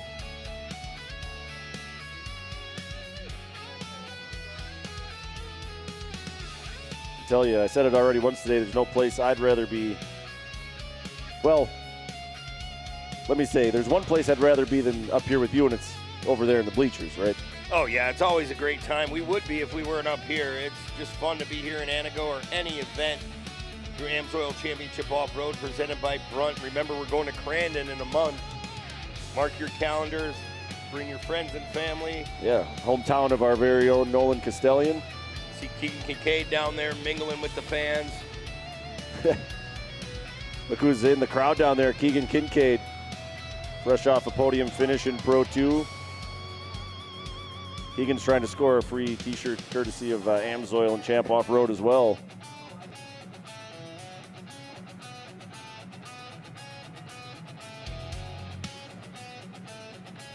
There's Haley. Haley's having, I can tell you, Haley's having way too much fun with that t-shirt gun.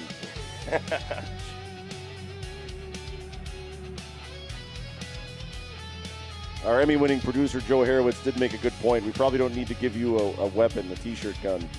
No, I wouldn't do that anytime soon. And the old arm is shot too, Shane, so I don't think I can throw it up there. No. Look at Nolan. He's got the rotator cuff. We've got to keep Nolan on a Gone. pitch count on these swag tosses. He's gassed. Make a call to the pen.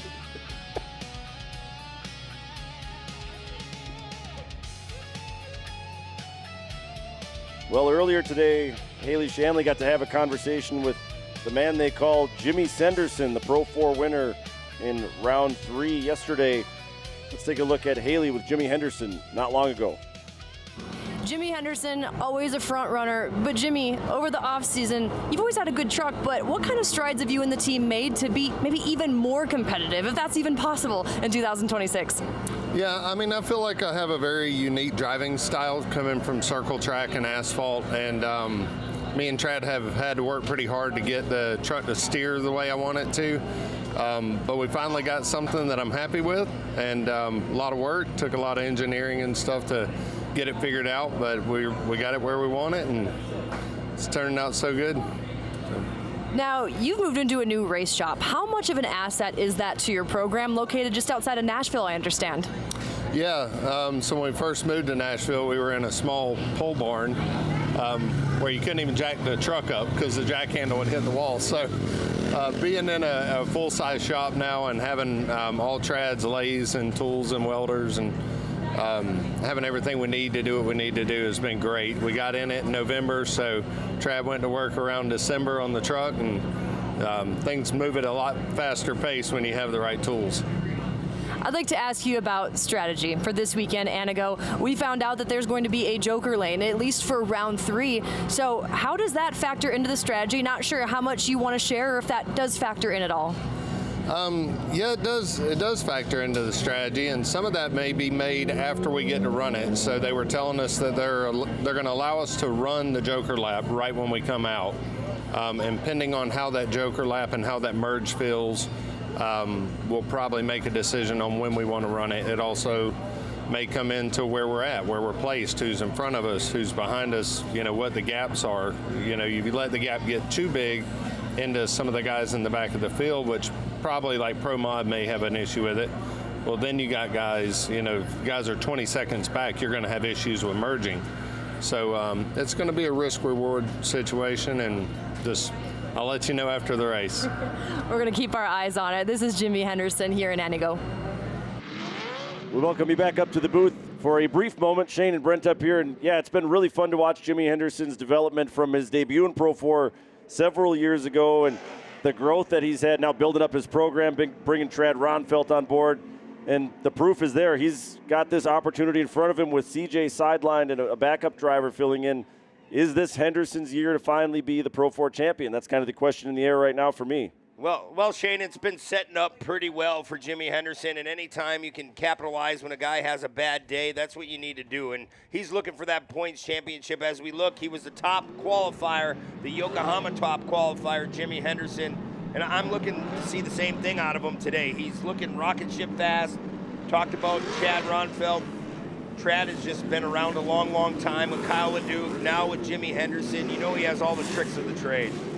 Yeah, but there's a bunch of other bad, fast dudes in this field that are going to try to put the anchor on Jimmy Senderson here in round 4. Cole Mamer draws the pole position. He will be alongside Kyle Greaves in that number 33. Then it's the silent assassin, Mickey Thomas, alongside Henderson in row number 2. Johnny Greaves on the podium yesterday will start 5th. The wild man, Adrian Cheney, will start 6th. And Rowdy Ryan Beat will start in that 7th spot. Good look at Cole Mamer.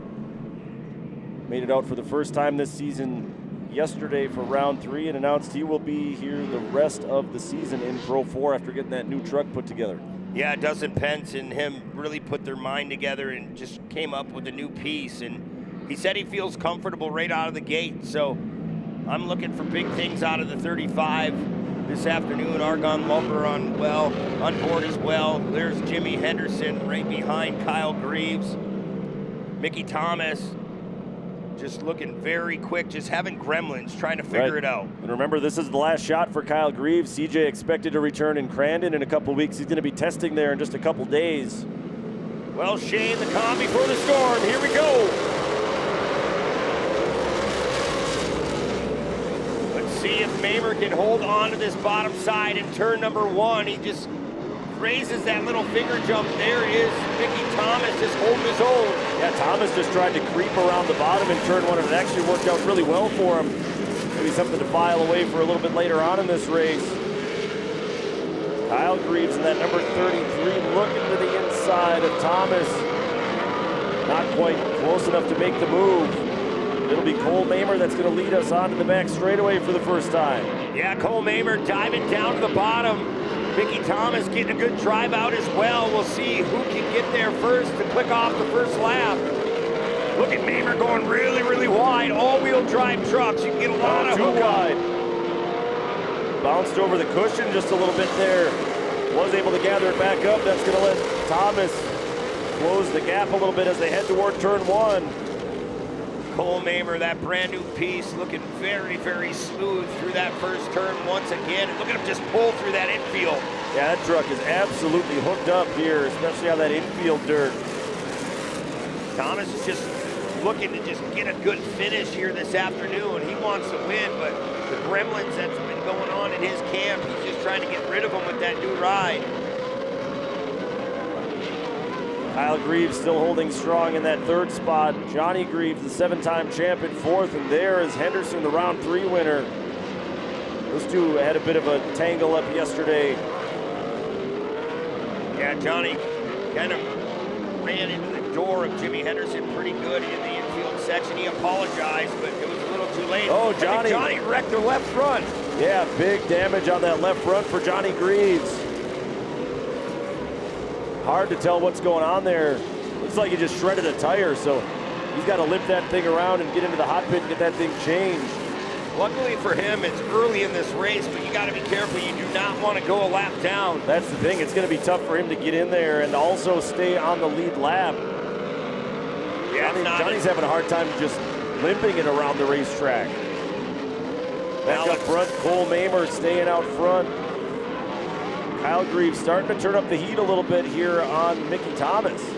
Yeah, Kyle Greaves is trying to dig here in that 33 Monster Energy back ride for his cousin, CJ Greaves, putting in some good points until he can come back. Word is he'll be back in spring Crandon, so like I said, you do not want to miss that. Boy, is he gaining on Mamer. Yeah, Thomas closes the gap once again, trying to stay to the bottom side. That was beautiful there by Thomas. He's able to get door to door, but Mamer with a little bit better run as they headed for turn 2. Thomas again trying to square off a little bit early.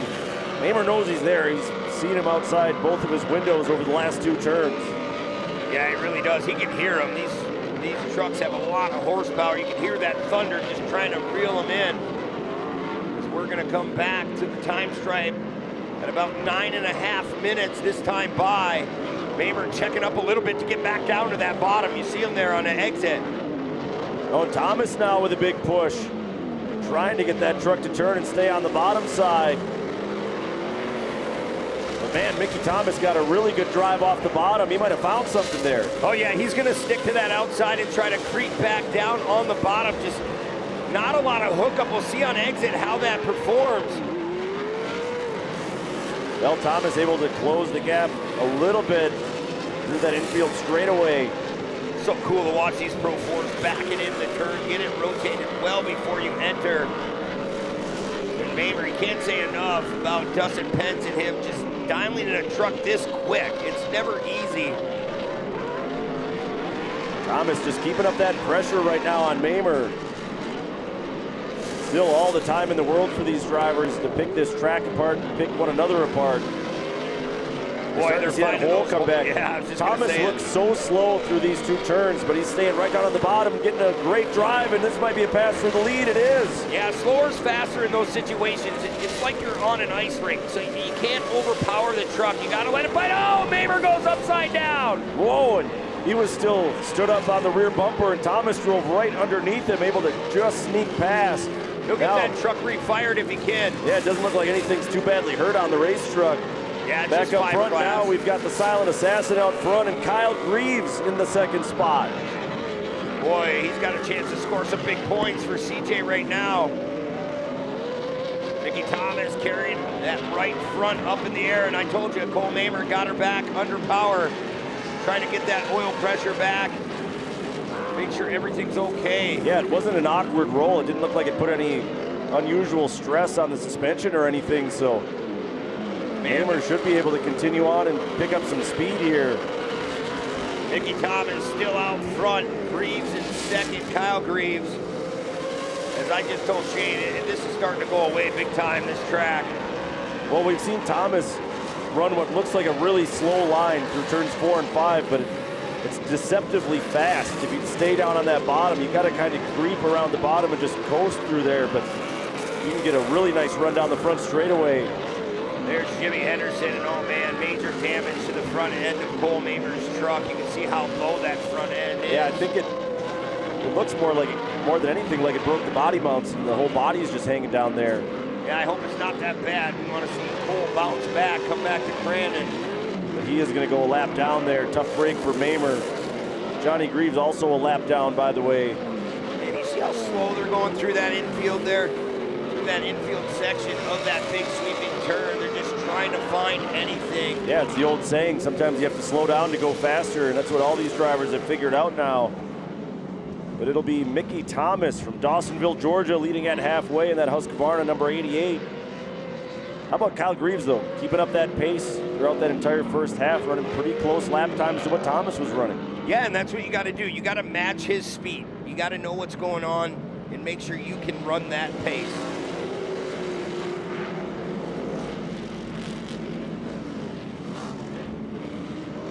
Well, Shane, we're going to take another look at what happened to Cole Mamer. He just comes in there and catches that tractor tire.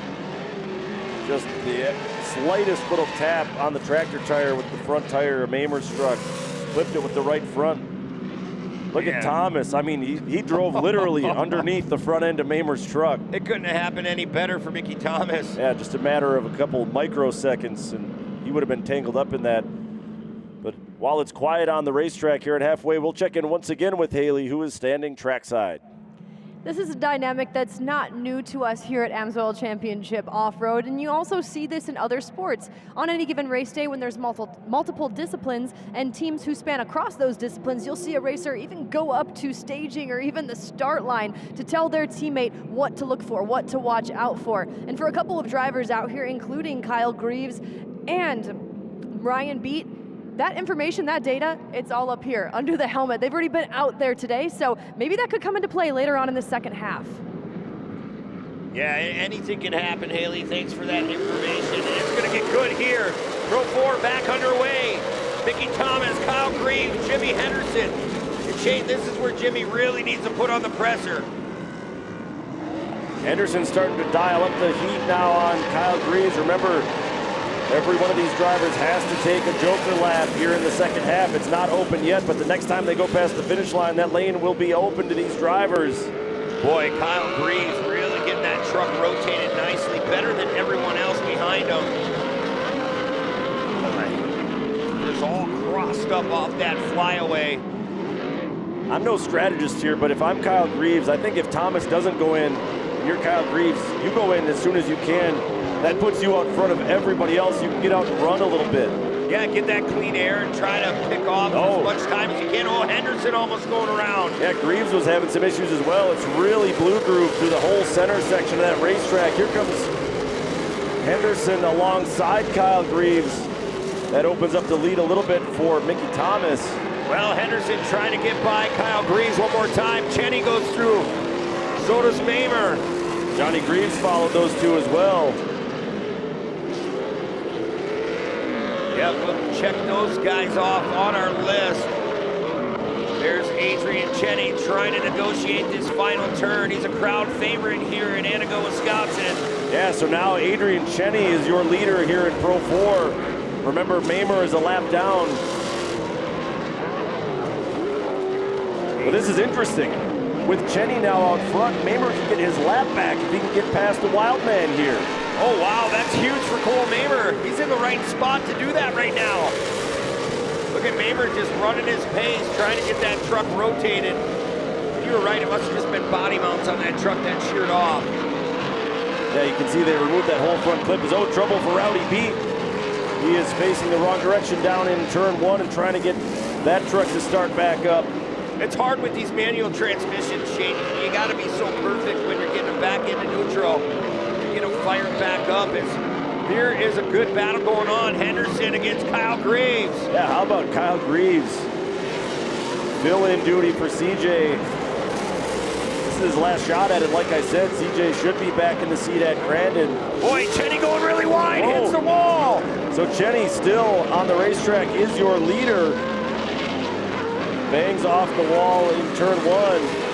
Yeah, the Wild Man just needs to keep focusing forward. This is a big opportunity for him to win here in Antigo.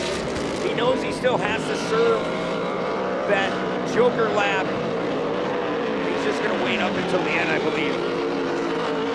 Meanwhile, Jimmy Henderson has gone into the Joker lane, so he will take over this race lead once again. See him going into turns 4 and 5 here. Boy, Henderson trying to double down. Unfortunately for Mamer, that puts him a lap down once again. Just like that, it's but Mamer, fast. you know, Mamer, it was the smart play by Mamer. He temporarily got that lap back, and you never know if a caution comes out or what could happen there. Well, the United Rentals ride with those Maxxis tires are really hooking up once again. Round 3 winner, that 44. Just negotiating this infield so nicely, just digging deep. And got a little slope there. Could be just a little bit of excess fuel, just a blow-by. Wow, just look at this, just digging deep. Here comes Greaves now. Yeah, you went through it. Saw him in the background in that Joker lane. So a couple more drivers yet to serve that Joker lane lap. Henderson still hanging it out, going right through the blue groove, and the dust is really playing a factor now. There goes Greaves down to the bottom. Kyle Greaves trying to take away the lead. Man, what a run for Kyle Greaves. Trying to go up with a bang in his Pro 4 fill-in duty. Boy, Henderson just keeping it so tight down on that bottom. Yeah, he's feeling the pressure for sure. Give it up to Kyle Greaves, though. Not much time in a Pro 4 in the last couple of years. It didn't take him that long to figure it out. Just have the confidence out of your cousin CJ to be like, hey, jump in my Pro 4 and see if we can gain some points until I come back. That's huge. By the way, looking at the standings there, Mickey Thomas in that 4th spot has not yet taken his Joker lap. We figure that's a difference of about 20 seconds or so.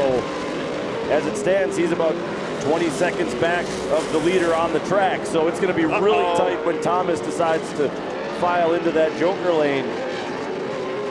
Yeah, if you're Henderson, you got to be careful when you know that truck's going to be running that outside that fast. You want to try to play as soon as you can the right way. 2 laps to go. That last time by for Jimmy Henderson. But here he goes. Thomas. Thomas heads out. All right, it's going to be a race to the backstretch. And Mickey Thomas comes back out with the lead. Wow, with a big lead. Man, he stuffs the front end. Hard landing. Oh, I think something happened. He broke. I think he lost front wheel drive, Brent. So Thomas, as it stands, is your leader. Well, now Jimmy Henderson has to see if he has enough to get him. Let's try to take a closer look at Thomas's truck, and I really believe he lost front wheel drive. Yeah, I think you're right. I don't see any dirt coming out from underneath the front 2 tires. We'll see right here. This will be huge, Shane, right here in this lefty. Yeah, it looked pretty hooked up there. Might have just been a brief hiccup. Everything looks fine now. Yeah, there's dirt coming out. Maybe he just stubbed the truck a little bit. Something definitely happened when he landed so hard on the nose off that jump. Might have popped it out of gear for a second. We'll have to find out later, but man, just tearing through those holes. 1.5 laps remain here at Antigo in round 4. The Husqvarna truck number 88, Mickey Thomas, possibly on his way to his first career Pro 4 win.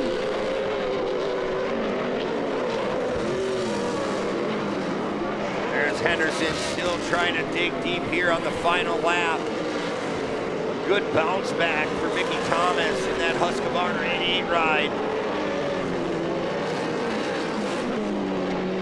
Kyle Greaves still in the 3rd spot behind Henderson. Starting to fall back just a little bit. We will ride along with Thomas, through that infield. There you see the interval back to Henderson. Yeah, it's quite a big gap. I don't think there's enough time. Mickey Thomas just tiptoeing his way through on that bottom side, now back on the oval. It's all hook up here until this final turn. You see him really slow himself down. He found some grip right down the middle. There's a couple good spots there, and he's gonna take the checkered flag, Antigo. The Silent Assassin, your winner in Pro 4 Round 4. His first career win in Pro 4 for the former Pro 2 champion. Good finish by Kyle Greaves. Yeah, Henderson across the line in 2nd. Kyle Greaves, valuable points. Another podium finish for him and fill-in duty here in Pro 4. Man, what a bounce back day. The Wild Man across the line in 4th. Not a bad day for Adrian Cheney. He's going to pick up some points and move on to Crandon. As I'm excited to see how pumped up Mickey Thomas is. It's been a long haul to get into the Pro 4 division, a lot of work, a lot of different crew members. Now they find a happy medium, and man, that truck is gnarly.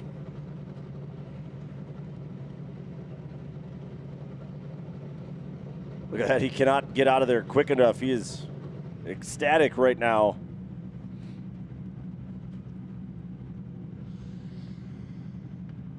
But another good day for Henderson after that win in round 3. We talked about the points implications of having the 10-time champ CJ Greaves sidelined. Kyle Greaves, obviously a very capable fill-in driver, but just trying to keep CJ in the fight, and that's a golden opportunity for Henderson and the rest of the field to build up a little bit of a points lead. That's what Henderson has done so far. Yeah, and that's what you have to do. And, Henderson is going to take those points, move forward, and he's going to be a rocket ship at the big house. You can promise that. Oh, for sure. We'll take a quick break and talk to the top 3 in Pro 4 in just a few moments. Stay with us here in Antigo. More pro action yet to come here in round 4.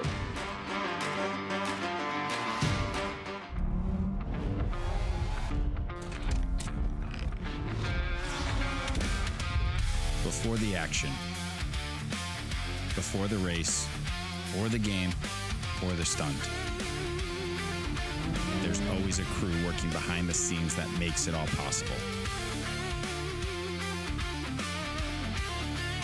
From the job site to the pit box, Brunt Workwear is proud to stand behind the crew. Purpose-built, adventure-ready, freedom to go further. At Polaris, we have a history of making history. 40 years, and still redefining what's possible. This is the Sportsman 570 40th Anniversary Edition. Sportsman, legendary tough.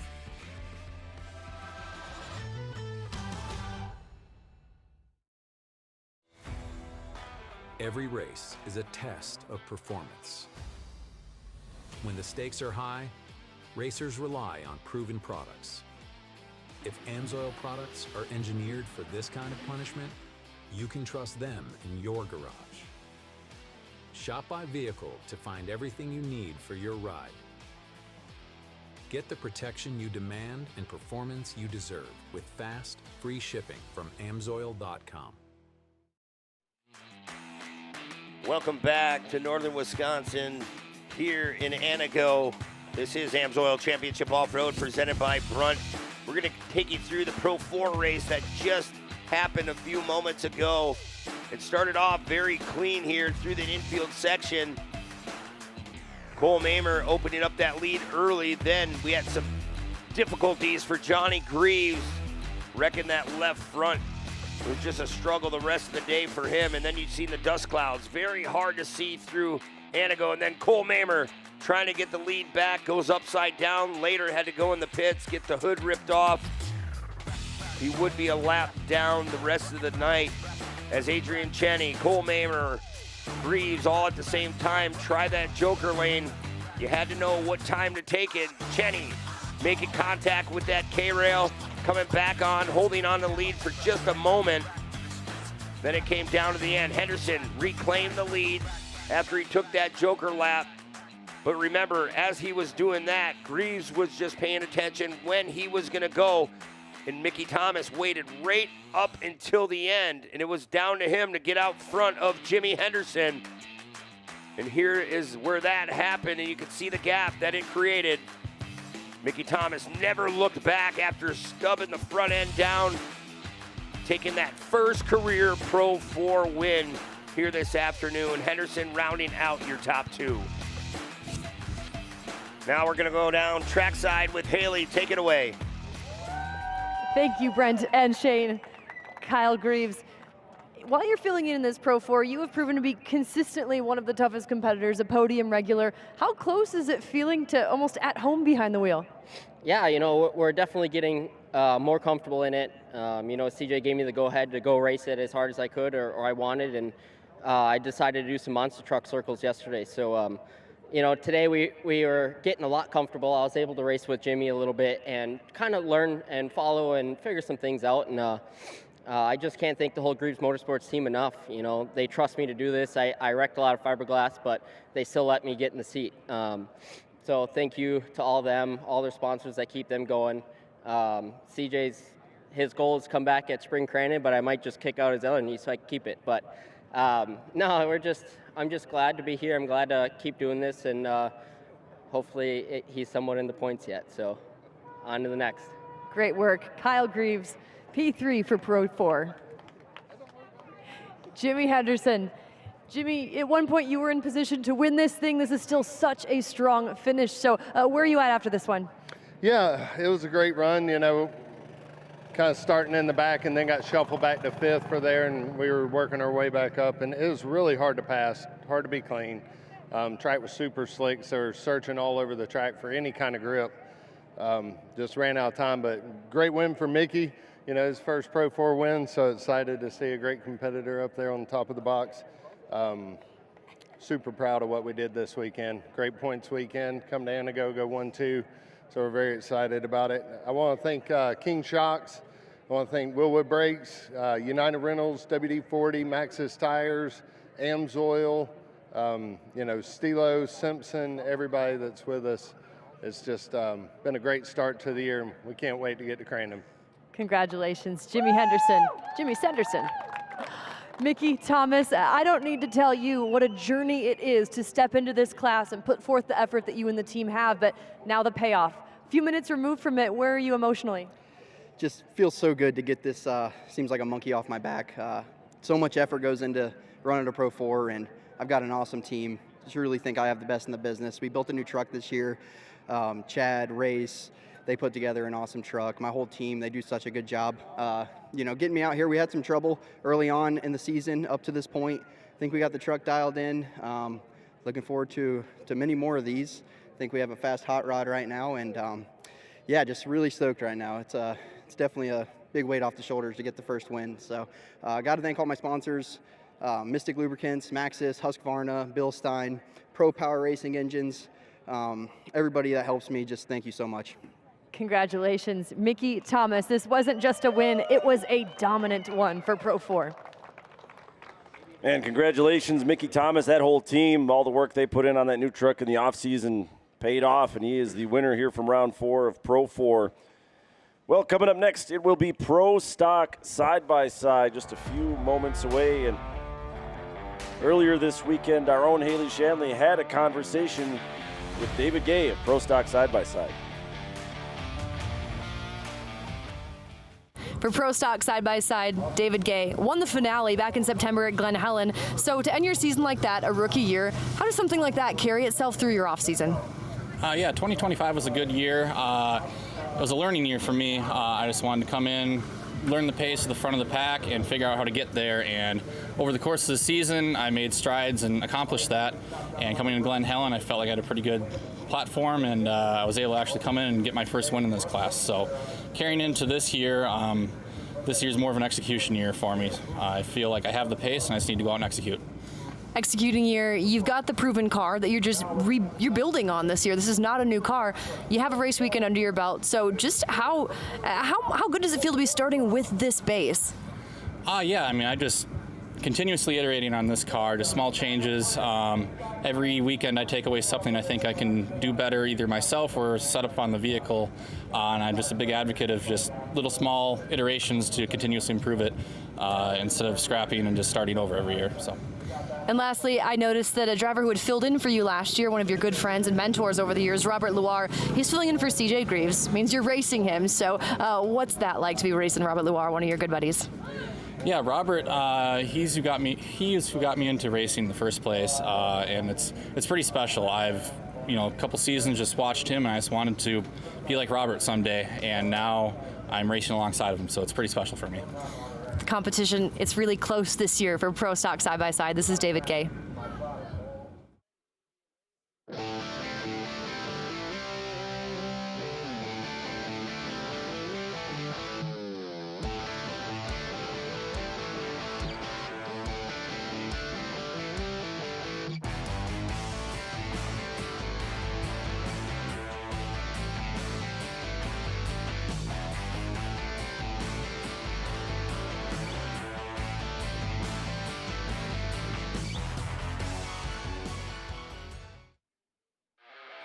It starts with a line, a choice, a commitment to the surface beneath you. On the street, track, or way off the map.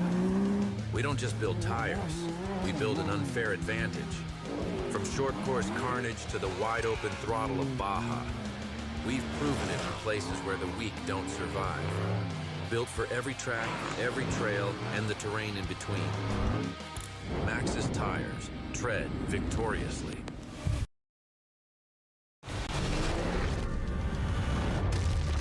This isn't about timing or tradition. It's about crafting the right tool to erase the middle ground and draft the blueprint for what's next. Overkill, they say? Or is it? ZF Moto. Experience more.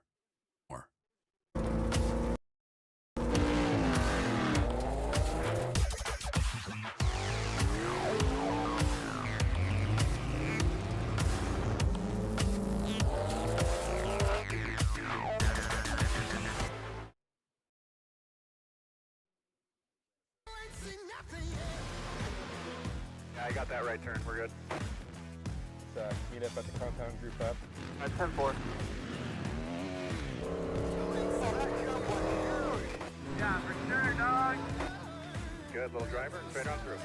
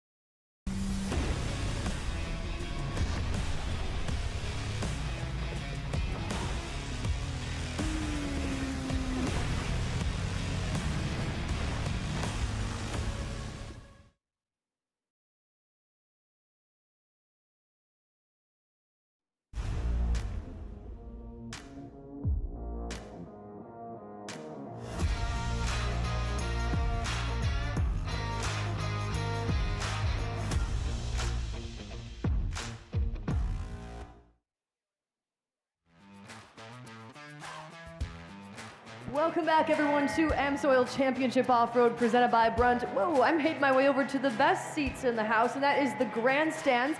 I have a little giveaway that we might be doing here. He doesn't know yet what exactly that is, but I'm putting him on the spot. So, a little trivia for you, but first, what's your name? Where are you from? Nathan Felberge from Germantown, Wisconsin. Germantown, Wisconsin. You were telling me this is your first race. What prompted you to come out and join us this weekend? You know, I just want to see what it's like. I think it's pretty cool. Are you having fun? Oh yeah. Well, let's do this thing. We're going to test his knowledge because I know he's been paying a little bit of attention. The first question I have for you. We had Ken Roxon race last year. He made his debut in a Pro 2 truck. Who is the truck owner? I'll give you a hint. He just won the Pro 2 race. That would be Ryan. I forgot his last name. Ryan Beat. Close enough. Close enough. Okay, second question I have for you. I'm really going to test you if you're a newcomer to off-road. The name of the track in Minnesota we go to in July. I think that would be RCX. ERX. Close enough. We're going to give that to you, too. Now it's your first race. Last one I have for you. Is there a driver that you'll be cheering for from now on? I like Jimmy Henderson. Jimmy Henderson it is. So thank you. We're about to go racing. He has won tickets to this race next year. Antigo Off-Road National. We'll see you again. Thank you so much for playing. This has been AMSOIL Trivia. Pro stock side by side. Next up on the racetrack, there is a look at your Yokohama top qualifier for Pro stock. It is Cross Kirchmeier. Off to a very strong start this season. Swept the weekend down in the opener at Wheatland. He will be tough to tame here in round number 4, but there is a good full field of drivers, every one of them capable, proven drivers here in Pro stock. Let's take a look at the lineup. Lucas Houle will be on the pole. He will be alongside Jeb Boodle, David Gay, and Robert Loire in that second row. Colin Truitt and the top qualifier, Cross Kirchmeier in row 3. Row 4 is Benjamin Heiting and Jake Kosmecki. Row 5, Cody Jones alongside Jesse Greaves. Brody Sands and Bill Berger will be in row 6. And row 7 will be Colton Krajcek and TJ Sewers. Pro stock side by side brought to you by Willwood Disc Brakes. See all the drivers taking one final look at the racetrack. Yeah, you definitely want a good set of brakes on your car, especially here at Antigo, to get the car to rotate, get it stopped when you want it to stop. One of our favorite classes on the day, Pro stock side by side. Remember, Jeb Boodle is looking very strong this weekend. Be Lucas Houle, Jeb Boodle, David Gay, and Robert Loire gonna take off at any given time. Here we go.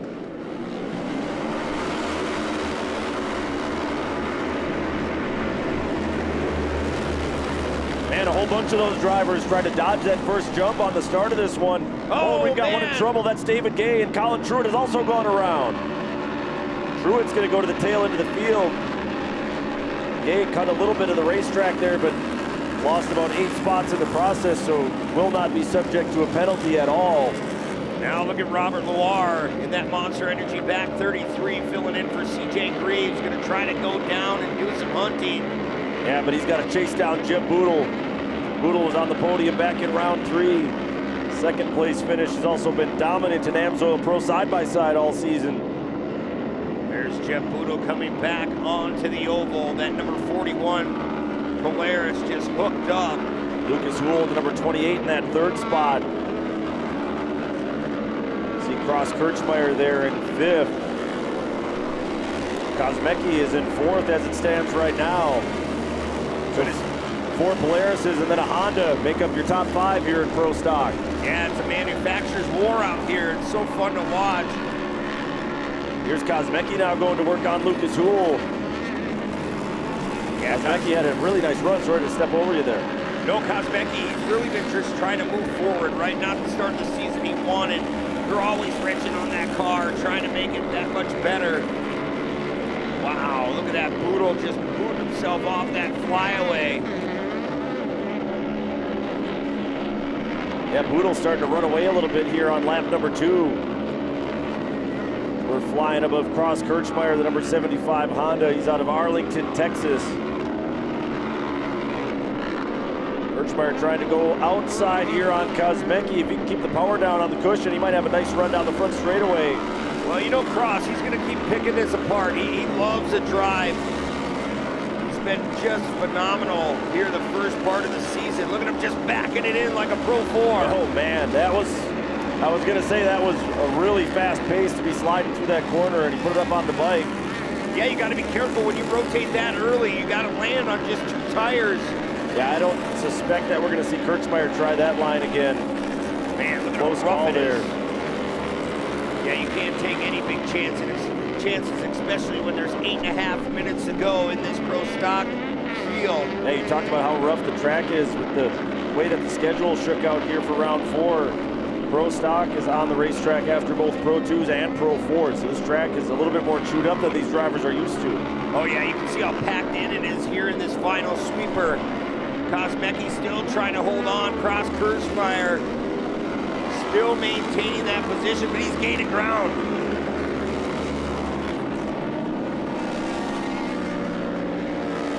Well, Kosmecki reeling in Lucas Huhl just a little bit. Then Kosmecki with a little mistake. That's going to open the door for Cross Kirchmeier. Kirchmeier's going to put that Honda up into the 4th spot now, and he will go to work on Lucas Huhl. Yeah, Cross Kirchmeier looking really, really fast. We'll have to see what the lap times show this next time by. Lucas Huhl goes a little wide, gives the spot away. That's classic Cross Kirchmeier right there. Just take what's given to you.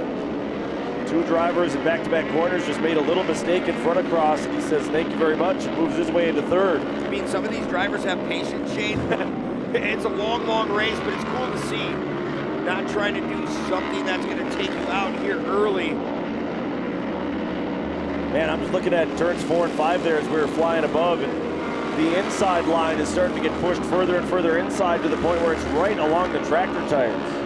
We look back up front, that Polaris Razor Maxxis Tires machine, Jeb Boodle.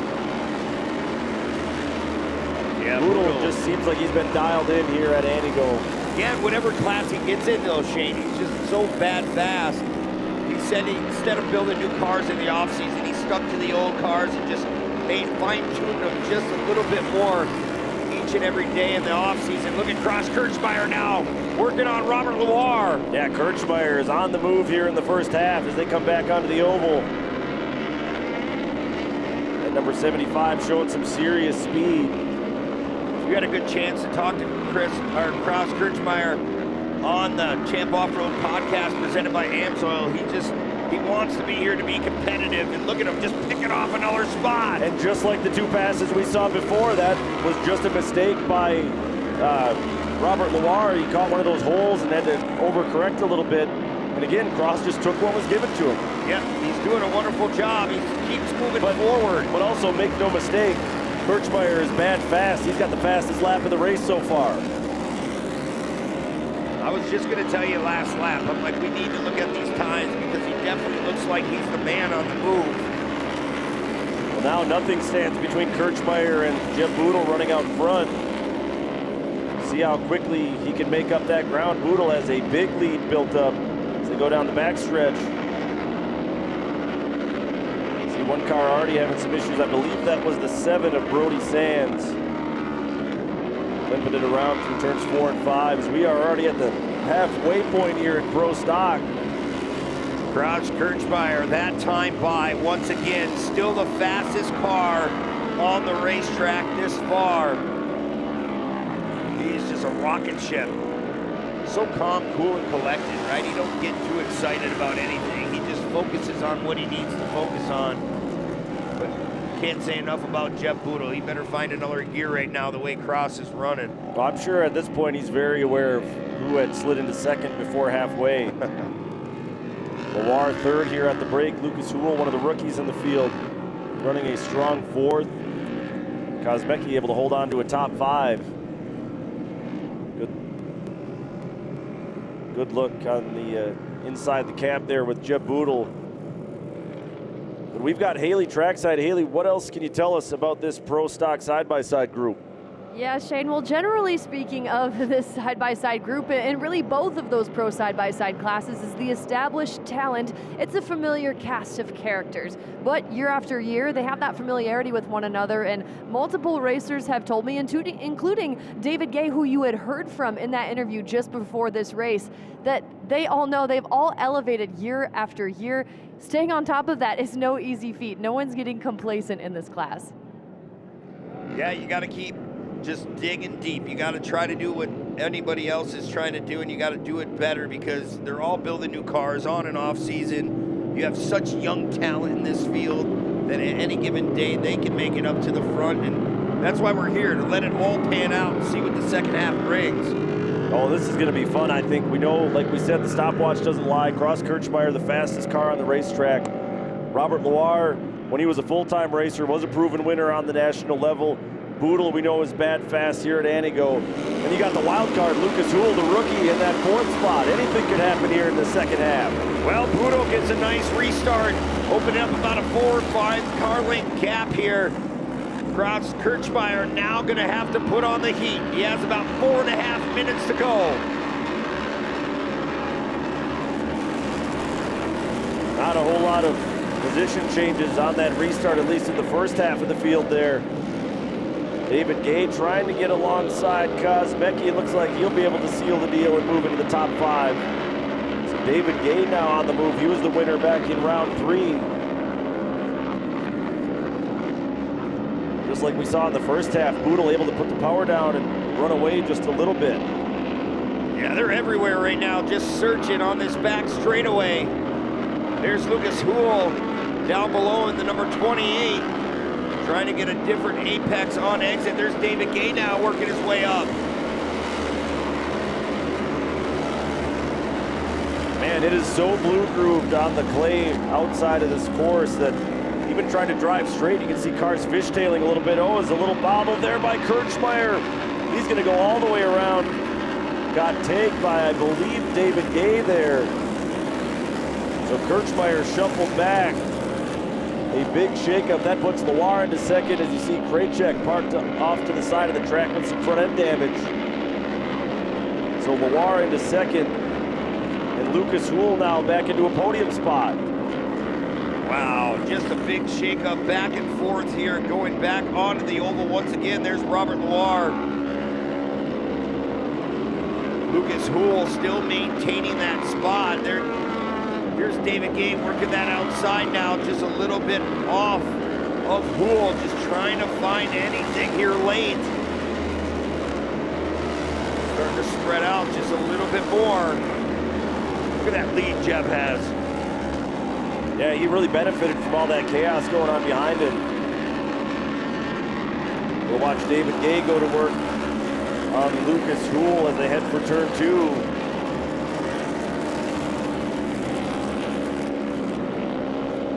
Now you've got 5 Polarises running out front before you get back to the first Yamaha. That's Cody Jones in that 6th spot.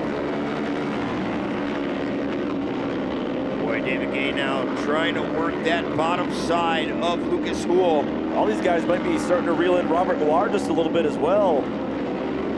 Houle was awfully close to Loire just on entry there into turn 3. Look how delicate they all have to be through that blue groove in turns 4 and 5. Yeah, you don't want to go around. They've watched it all day long, how many different mistakes happen through there between sportsmen all the way to the pro trucks. Everyone's had a lot of trouble going through these sections. Now we go back down the middle. Boodle still checked out on the field. Jay ran a little bit wide through turn 1 and opened the door for Kosmecki, and looks like Jake in front of David Gay now. He slams the door. Nice move by Kosmecki. Now Kosmecki will go to work on Lucas Houle. Big run by Kosmecki. He's got the inside as they go into turn 3. This is a pass for third if he can make it stick. Wow, opening up that door here late. There goes David down on that bottom, capitalizing. Now his eyes are set on Kosmecki. So Houle lost 2 spots there in just 1 corner, just 1 little mistake. Now we'll see if Kosmecki can run down Robert Loire. Boodle, meanwhile, is completely checked out on everybody, nearly a 5-second lead over the rest of the field. fly along with Jeb as he makes his way through this infield section, this hard left-hander on that dark Wisconsin dirt. Really loamy, really chopped up through that infield.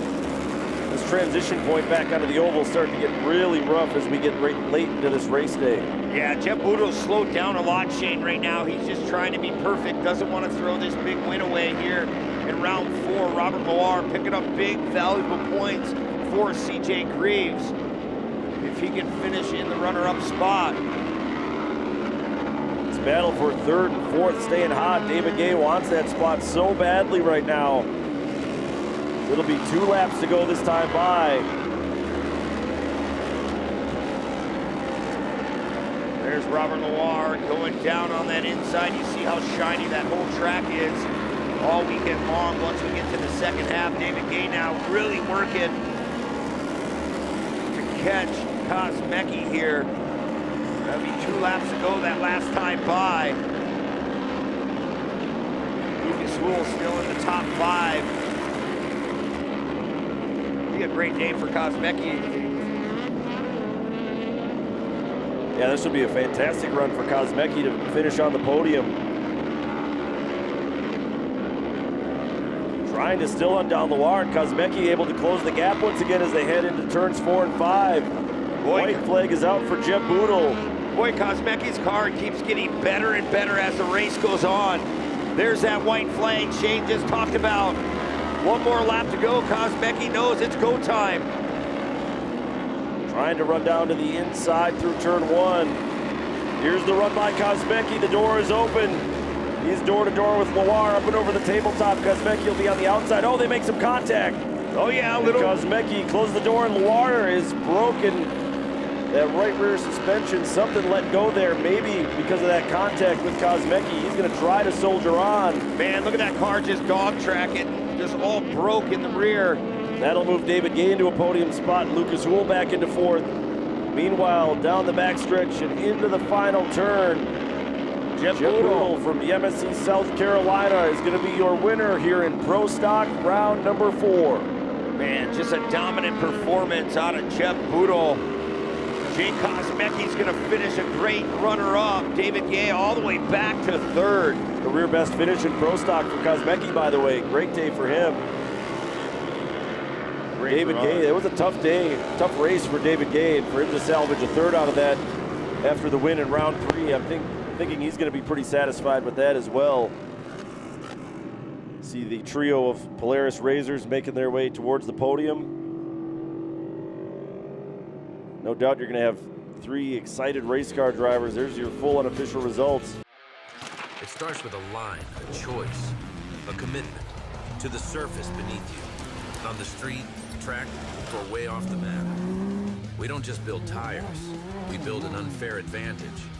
From short course carnage to the wide open throttle of Baja, we've proven it in places where the weak don't survive. Built for every track, every trail, and the terrain in between. Maxxis tires, tread victoriously. We don't just formulate UTV loops. We validate them under real-world stress and intense dyno testing. We push these machines in the field, log the data, then recreate and exceed those conditions in the lab. After rigorous testing, we tear them down and inspect every critical component.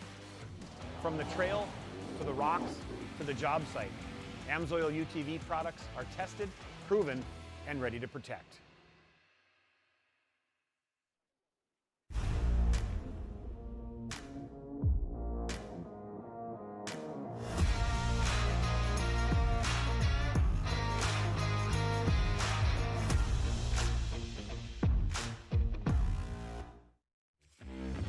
Pro Stock side-by-side in the books here in round 4.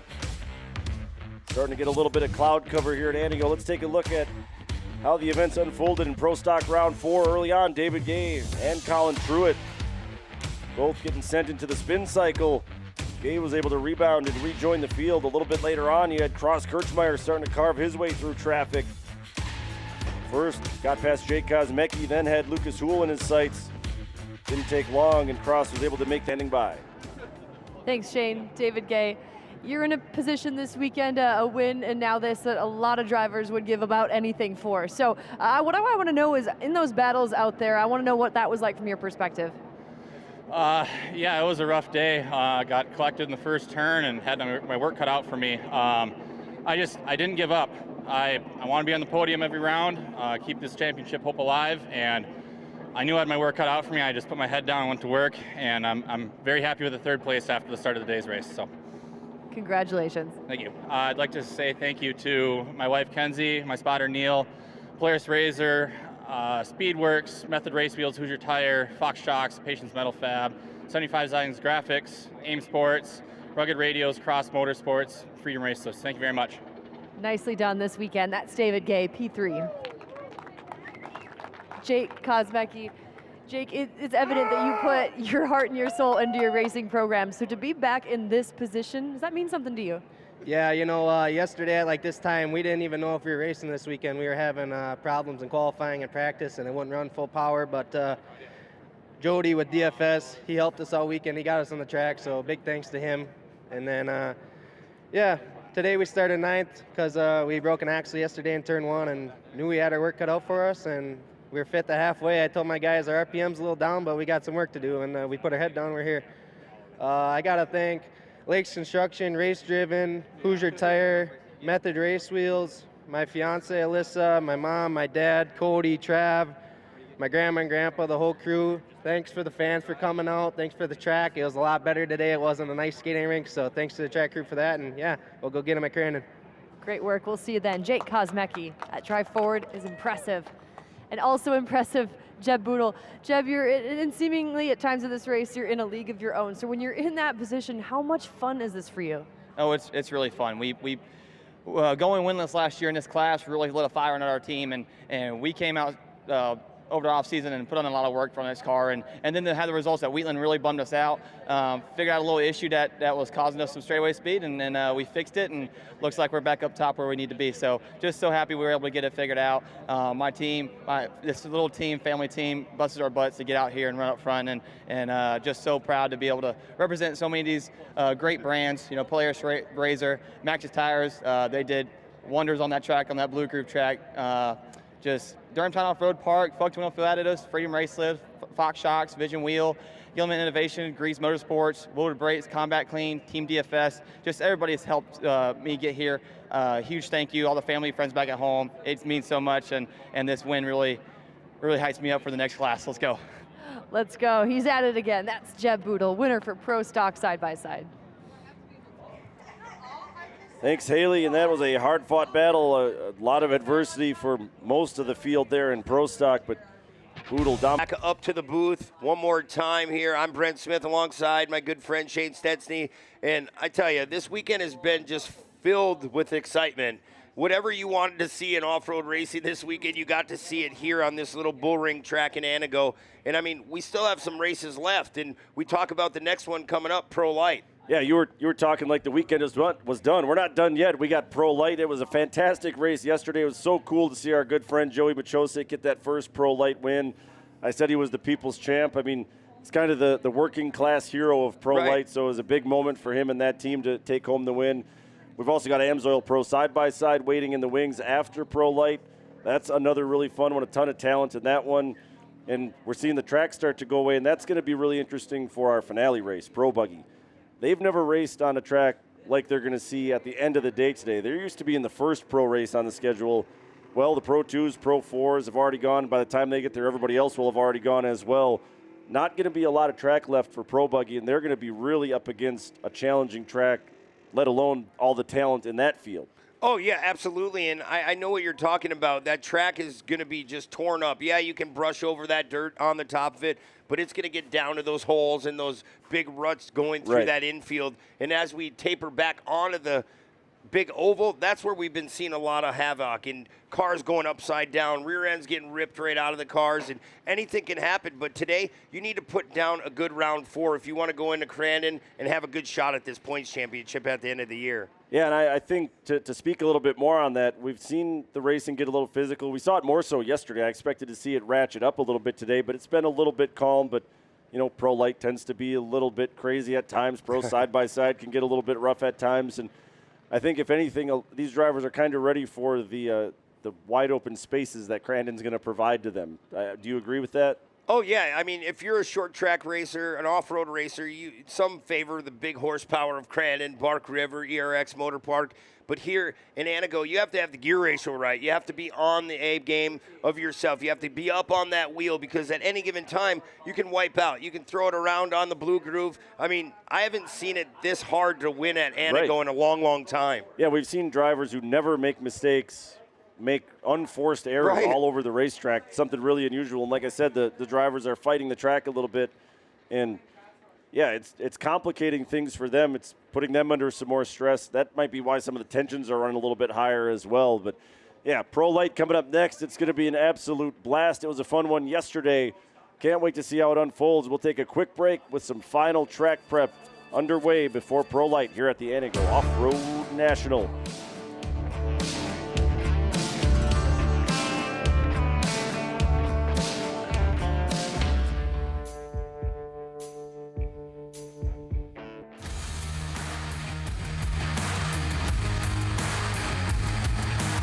AMSOIL has been powering performance for more than 50 years and is proud to be a longtime partner of AMSOIL Championship Off-Road. While you're here, stop by the AMSOIL booth and connect with your local AMSOIL dealer. Learn which products are best suited for your daily driver, side-by-side, ATV, motorcycle, and all of the vehicles that power your adventures. You can also stock up on AMSOIL's line of premium car care products right here at the track. For product recommendations, technical information, and complete product guides, visit AMSOIL.com. AMSOIL, proud partner of AMSOIL Championship Off-Road, powered by Brunt.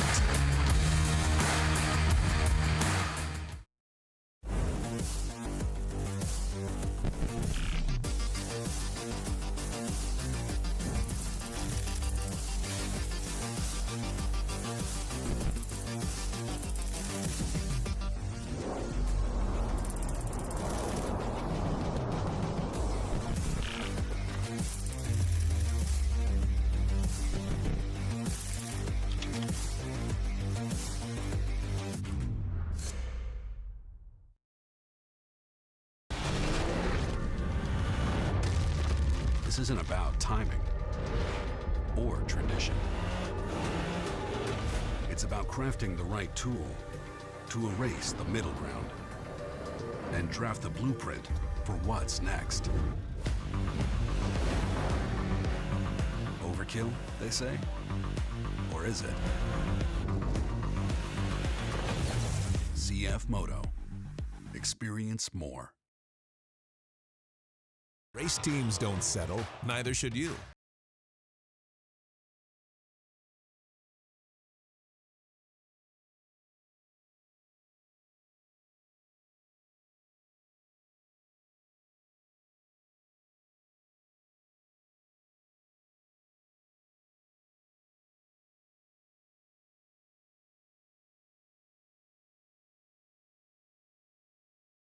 Visit HoosierTire.com to order today.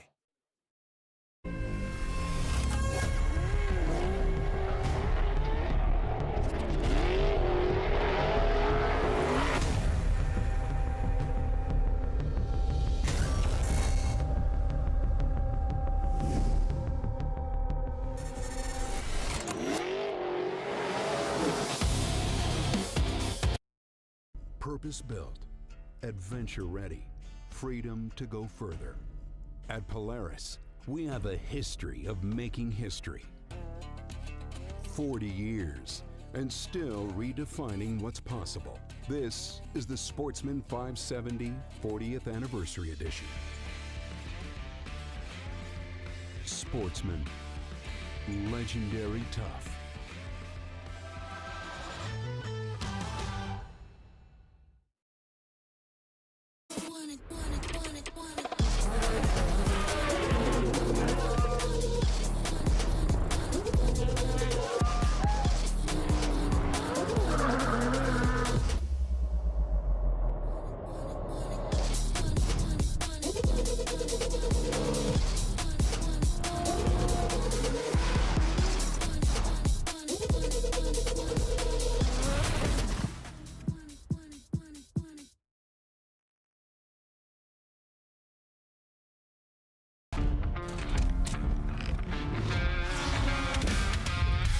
before the action, before the race, or the game, or the stunt. There's always a crew working behind the scenes that makes it all possible. From the job site to the pit box, Brunt Workwear is proud to stand behind the crew. Well, once again, we're back here in Antigo, Wisconsin for round 4 of AMSOIL Championship Off-Road presented by Brunt. I'm Brent Smith alongside Shane Stetsny. We have Nolan Castellian in the booth once again for Pro Light, and great to have you up here again, Nolan. Great to be up here, man. I had so much dang fun calling this Pro Light race yesterday, I had to come back for some more. Yeah, pound for pound, I mean, per capita, more fun than probably any other race yesterday when you consider there's only 5 trucks out there. So you see everybody getting one last look at this racetrack. It's going to be tough on these Pro Lights. We talk about how much horsepower they have, really nimble, light trucks, but too much power for what they are, frankly. And this track is pretty well slicked up. They've moved a little bit of dirt around since the previous race, but it's still going to be a challenge for these drivers. This thing's rough right now. There's a lot of holes and edges out there. Hopefully some of the work they just did will fix that a little bit for these Pro Light guys, or else they're going to have a whale of a time trying to negotiate it.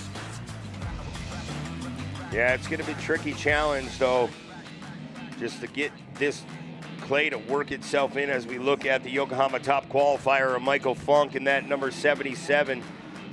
He's been so bad fast, guys, but just can't put it all the way together here yet. I mean, it felt like he had it on a platter yesterday, and then it just got away from him like it has so many times already in his career. Worked out well for Joe Machosik, though, who, you know, much to the delight of the fans here, picked up that first Pro Light win. As you see the lineup there, it's still Drake Matag filling in for Connor Berry, the number 2, Joe Machosik, Michael Funk, Matt Wood, and the Sam Squatch, Sam Rasmussen, starting in that 5th spot.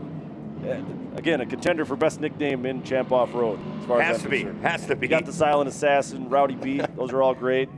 Sanderson is good. Great to see Joey Machosik starting on the pole. We'll see what he can do right away. He was bad fast to start round 3, ended up on top of the box. First career Pro Light win. He's got that confidence. Watch out. Drake Matag on the front row as well. Remember, he had to start at the back yesterday because Connor Berry practiced and qualified the truck. So Drake gets some clean track here, then see what he can do with it. Well, here we go. Pro Light, green flag. Getting even between our front row as they go into turn 1. Machosik's going to be stuck on the outside of that blue groove. Matag did just enough to move him over there. So Machosik will slot into 2nd right in front of Michael Funk. Hear the brakes squeaking as they come back to that infield section, just trying to lock up on the binders, a little kiss on the bumper. Yeah, folded up the bend side there. Machosik got into the back of Matag. That's got to be such a huge confidence builder, too, for Joey. I mean, he always carries himself with that confidence. He has believed in himself all along, but to finally prove it to himself, prove it to everybody that he's not just a pretender, he's an actual contender. Yeah, and I mean, he got the lead when Michael rolled over yesterday, but it wasn't because he was a ways back. You know, he was putting that pressure on him, keeping the pace, able to force that mistake and be there to take advantage. Joey's been holding the pace with these guys this weekend, and I think he's pretty pumped about it. Absolutely. He's going to do what he can do here. Just try to maintain. Stay with Matag. Matag going to go around. Opening up a donut shop in turn 1. He got that slick stuff. Wasn't able to catch the cushion in time. That'll put Drake to the back, just where he started yesterday, and we'll see if he can come through. And look who had put out front, the 51 of Joey Machosik, now your leader here in round 4. Matt Wood also making his season debut this weekend, slots up into 2nd. Had a bit of a bad break yesterday, had to make a trip to the hot pit. Hoping to stay out of there today and see if he can't give Joey a run. Yeah, Wood's another guy, just like Funk, who has been as fast as anybody in Pro Light over the last 3 years or so. It just seems so tough to find the luck, you know, to avoid the bad luck. It seems like those guys are snake bitten in some ways. Yeah, and I mean, we saw once again there, though, as we go over that jump, you take a look, we saw the wheel shake in the front end of the 77 yesterday. It's still there. I wonder if the steering rack, the quickener is just so free on that truck that it just lets a little bit of play when there's no load on the wheels. Yeah, you get a little bump steer out of the front end. Let's look at Michael Funk trying to just keep it moving forward. Here's Matt Wood. Great to have Matt Wood back in the field. They back half that truck in the offseason. Look at Machosik. Just finds himself out front here early. And that's a good truck that Matt Wood has. Old Cole Mamer truck, I believe, that he purchased before they back halved it. So that thing has always been really fast. Matt's been fast with it. I believe he was on the top of the box a couple years ago at Fall Crandon when you were in the 3rd spot, Brent. Oh yeah, he got his first career win there. I've said Brent did him no favors because a lot of people remember that as the Brent Smith 3rd place race. And I've asked people, do you remember who won that race? And they go, no, I don't. And I said, that's Matt Wood's only career pro light win. You stole all the spotlight from him. Sorry, Matt. I'm your biggest fan. Don't worry, buddy. You Yoopers got to stick together. Oh, absolutely. Look at Matt Wood now trying to go down to that bottom side. Yeah, previous races, we've seen drivers just kind of creep the bottom a little bit. One of those cases where you slow down and it actually makes you go a little bit faster. I think Wood was able to close by a couple truck lengths there on Machosik. He's going to try the inside again here in turn 2. Yeah, Machosik just stay into that line. He's not moving out of it. He feels comfortable there. He's finding something that nobody is. And Matt Wood's going to play a little follow the leader right now. Maybe he'll pick up a little bit. Funk's starting to creep in on him, though. Oh, nice save by Joey. Sets it back down. That's going to open the door a little bit for Matt Wood. It'll be a drag race down the backstretch, and Wood really hooked up on that red clay.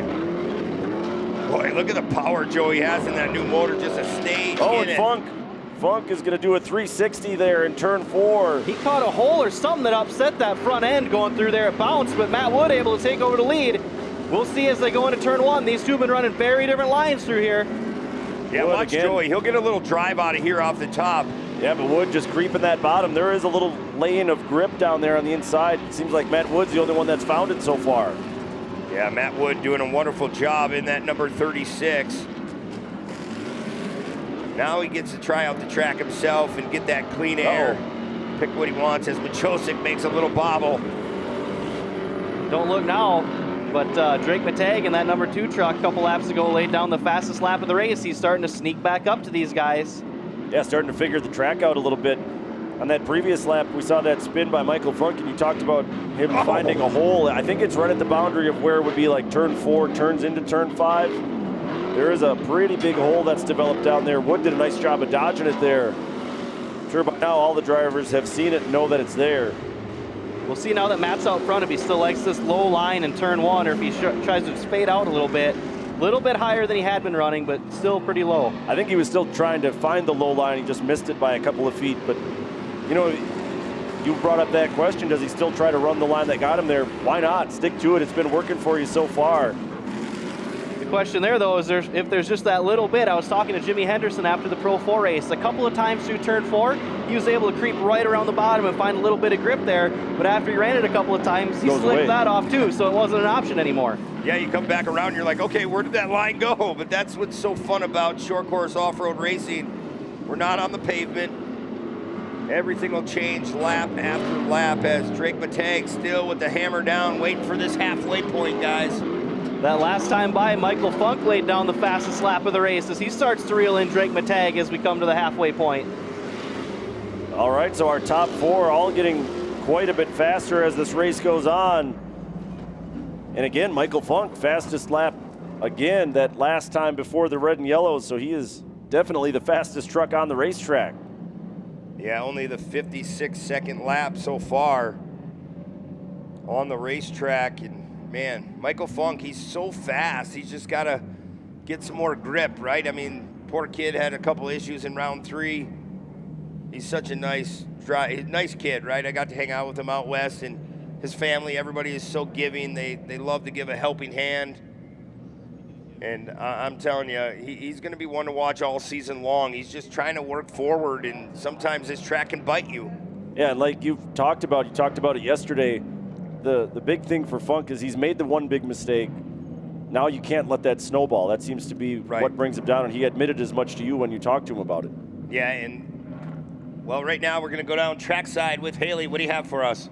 Well, Michael Funk, the confidence on him when you have a conversation with him, and we did during opening ceremonies, the confidence is palpable on him. He has established himself not just this year, but in previous years. When we've even seen inflated car counts in this class, that he's a podium mainstay, Michael Funk. So right now, not in a podium position, but we're only hit the halfway point. Yeah, Michael, always a podium threat, like we've been saying these last couple laps going into the mandatory. He was laying down the fastest lap, so I would not be surprised at all to see him jump into a podium spot as we get back going here, but we're about to find out. Well, Matt Wood's going to lead him to this restart. The number 36 going to try to hold off Joey Machosic, Drake Matag, and Michael Funk. Here we go. Matag jumping out of line a little bit right away. Going to try and go down to that inside line under Joey. We'll see how much of that inside is left. Wood trying to run the bottom, and Joey made a lane change there and moved down as well. That worked pretty well for him. Funk was the only one that ran the high side. It's going to work out pretty well for Funk. He has a nice run through the infield, but not quite close enough to pull alongside Drake Matag.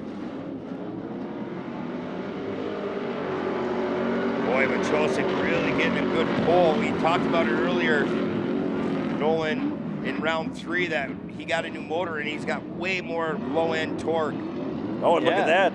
Door was left open by Matt Wood. A little shove there for Machosic, and Joey now back out front. Yeah, he was able to use that low-end torque there, run around the bottom and get the run off still. We'll see if Matt can throw anything back at him. I'm excited to see when they get down to turn 1. They were doing, like we were talking about, very different things before. That's where Matt was able to try and sneak around, and we'll see what they do now. Well, we'll see. They're staying about 2 truck lengths apart as they head into turn 1. Wood trying to just tiptoe down to the bottom, and that's what he does. He grazed the tractor tire that time, so that low line is starting to get lower and lower. Yeah, it looks like Wood really is getting a lot of good grip in turn number 1 down on that inside. He just has to be there right until the end. Oh, big contact, Wood into Machosic. There's always another way to make the pass, and that's to just throw an elbow into the driver that you're trying to get around. Machosic now in danger of falling back to 3rd with Matag hot on his heels. I think it would be best case scenario for Matt Wood if Matag was able to sneak around Joey right here, because Joey's going to want to take the gloves off now. If he can get back to him, he'll return the favor on that move. You can't make a pass like that at an old super stock truck guy. You cannot. And not expect a body blow in return. So maybe some drama starting to unfold here in Pro Light. There goes Funk trying to run the outside, get a full head of steam. Boy, here comes Drake Matag once again. He's going to be on the bottom side of Joey Machosic. They're going to make contact. Oh, man. Joey getting roughed up here. Still not done. Doesn't back down, though. He just stayed right in it. No, he won't. Joey Machosic, he'll keep his elbows up. Look at how fast he's going through that infield. Like we said, in super stock truck, that's every corner of every lap, and he was in that class for a handful of years.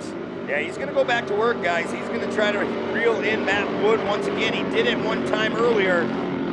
He's on a mission right now. If there was an extra level to be found, those couple of shots he took in those corners are going to take him to that next level right now. Oh, yeah, your first weekend you win in Pro Light here, coming out in Antigo. I mean, what better way is to try to double down? Oh, we got action in the pits. Sounds like he's got the window net. Looks like the window net is down. Oh, tough break. So that'll effectively take him out of contention for the win here, but we'll still salvage some valuable points. That puts Funk back into a podium spot, just like he was yesterday. Josic still trying to run that cushion towards the high side. He got a pretty good run there. Like we saw yesterday, Joey's jumping that tabletop a lot farther than everybody else. He's sending it right to flat, like just like we'd expect Joey to do. You can see some of those holes getting worse and worse through turn 2. I want to take a look at how rough this transition back onto the clay is as well. Not a whole lot of good racetrack left for these Pro Lights. You can see it looks like the drivers are preferring to go way out into the fluff where it's a little bit less rutted up, which really does make a lot of sense. Yeah, at this point in the weekend, you can't even straddle any of those holes. You just got to go as wide as you can to get away from it. Joey Machosic's going to try to prove me wrong. He wants to go right down on that bottom side. Let's see if he can make up time here. Yeah, Wood drifted way wide, so Machosic's going to be able to reel him in a little bit as they head for turn 1. Joey staying committed to that high side. That time Joey kind of stayed right in that blue groove. He's sort of running a diamond line. He kind of lets it float up and then shoots off it down to the bottom. Interesting line. Another big send by Joey off that tabletop headed towards turn 2. Yeah, he's putting 150% of effort in here after getting roughed up a little bit. Matt Wood bouncing through there, just bonsaiing off that tabletop. great day for Matt Wood, first weekend back. Going to be pretty close on our time clock here as leaders come down the back straightaway. Looks like we're going to be able to beat it back, so this looks like it's going to be 2 to go. There's Joey running that bottom side again, Shane. Look at how he's trying to get that grip. He tried to make it work last time by, but Wood has such a good run on that top side. See Joey. 2 more laps for Machosik. Go ahead, Nolan. Joey shut it down a little bit earlier that time, tried to get to that bottom line that worked well for Wood earlier, and he's able to suck up to the back bumper. Tell Machosik's truck is hooking up really well, too, on that infield. Oh, yeah. I think he's got a little bit more in the tank, boys. Here we go. Remember the contact Machosik earlier. to the bedside. He didn't forget, Nolan, I promise you that. No contact that time. Maybe a little brush of the fiberglass. He's setting him up a little bit wider now. Watch Joey. He likes to come out right on that bottom side. A little bit of fiberglass he ran over. There's Joey. Watch him go right back down to that bottom, guys. It does work. Coming back to the white. Machosik drifting a little bit wide. Wood goes around. Right in front of Machosik. Joey now into the lead. Michael Funk into second. 1 lap to go. Heartbreak for Matt Wood. Oh, tough break for the 36 Pro Light. And now does Funk have enough time as Machosik? Joey went way wide. Funk goes under, takes the lead. So he does have enough time. And it's not over yet. Machosik comes charging back. Full send into the grass. Narrowly missed the tractor tire. Machosik down to the outside in turn 2. More contact. They're hooked up.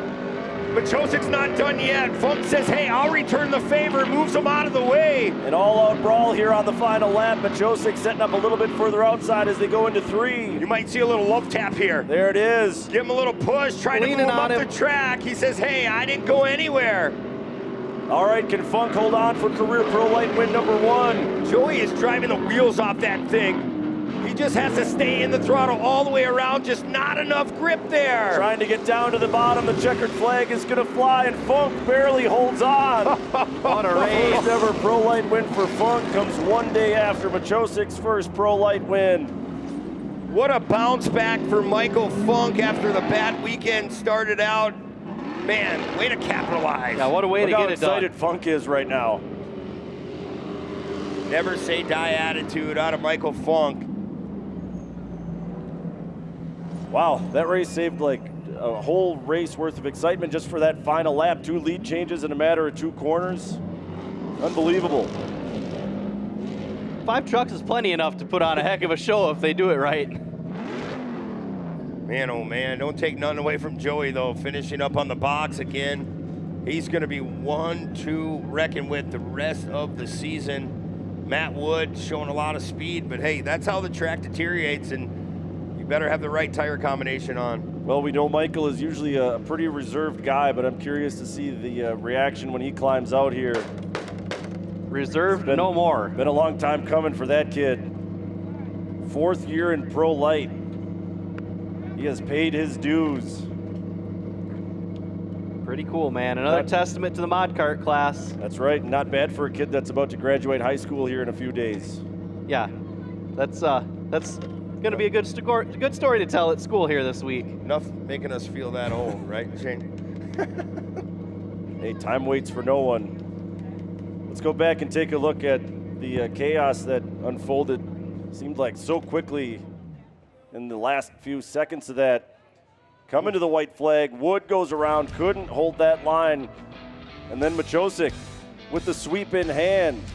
But wait, he goes into turn 1 on the final lap. He can't hold the line all the way out to the guardrail. Funk, right place, right time, 3rd to 1st in 2 corners. Thanks, guys. Any way you can take that first career pro win, you take it. Yeah, Joey sent it off that table, just missing that tractor tire. Did whatever he could do. Funk, he didn't back down, though. He just kept pushing forward.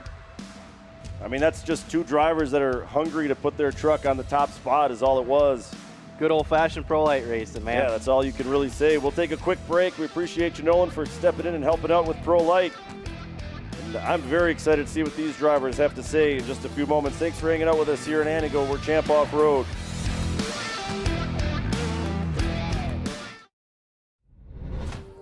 There's only one real question. How bad do you want it? challenge, every setback. They're gut checks, testing your will. The road ahead is rough. No excuses. Built to do it all. Unstoppable.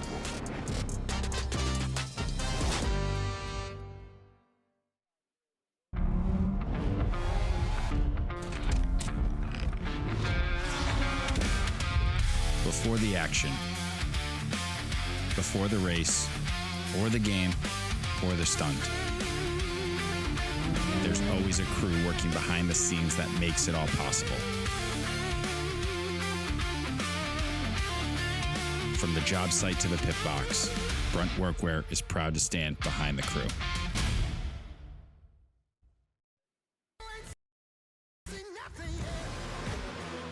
Yeah, I got that right turn. We're good. Let's meet up at the compound group up. At 10-4. Yeah, for sure, dog. Good little driver, straight on through.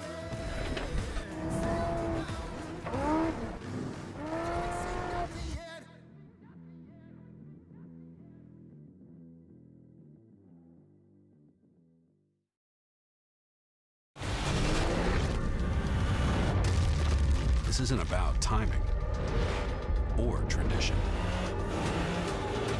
It's about crafting the right tool to erase the middle ground and draft the blueprint for what's next. Overkill, they say? Or is it? CF Moto. Experience more.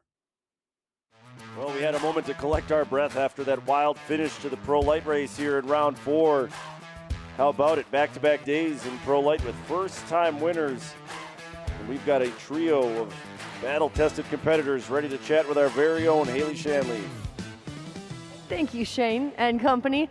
Matt Wood back in action, contending for a win there, looking for another one, but man, you made it close. I want to hear what that was like from your angle. It was a great race from start to finish. I kind of screwed it up at the end with that spin, but I was taking the corner in the same spot every lap, and it's hard to try something different when what you're doing is working. So I didn't want to try a different line in there, and I probably should have because it was a little faster down on the bottom.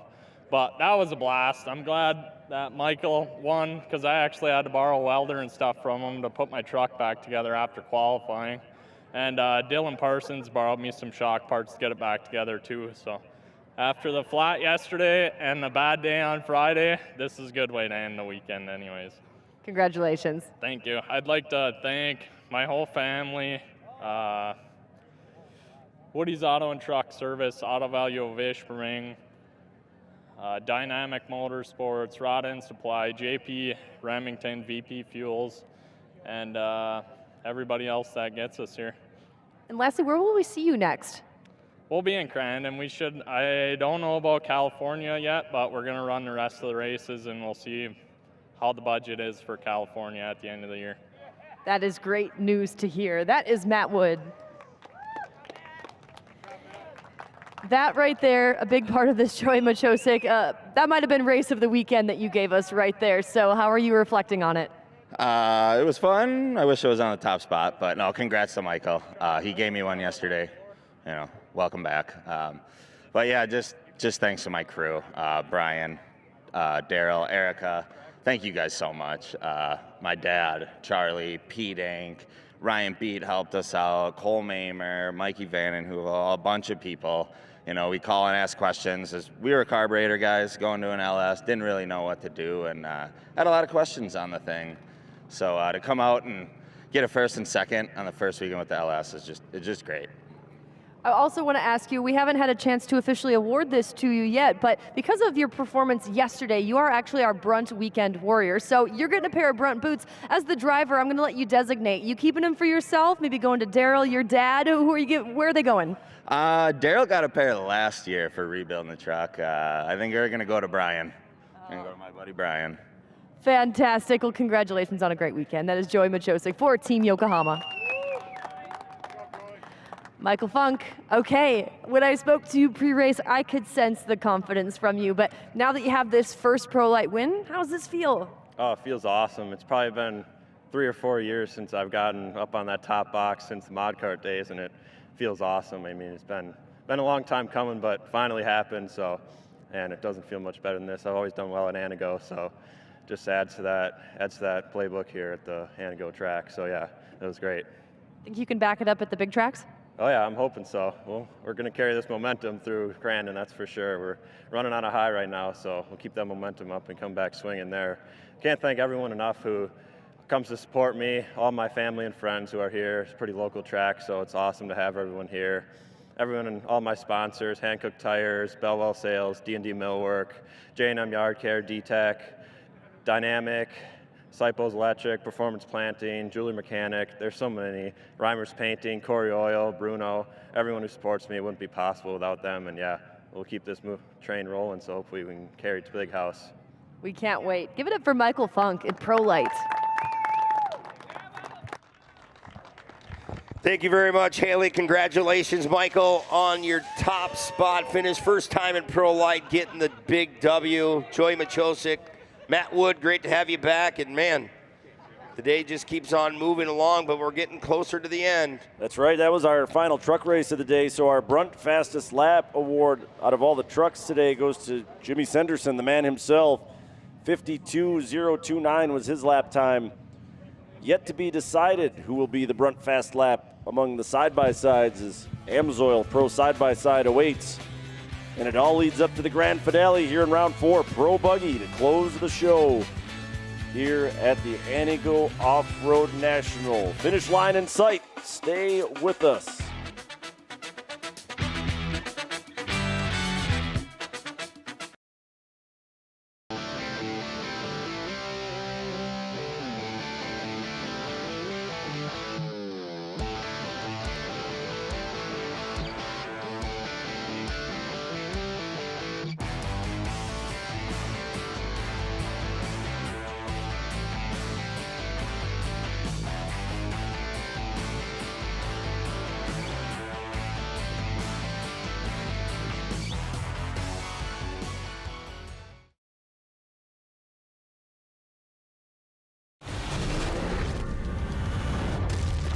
This isn't about timing or tradition.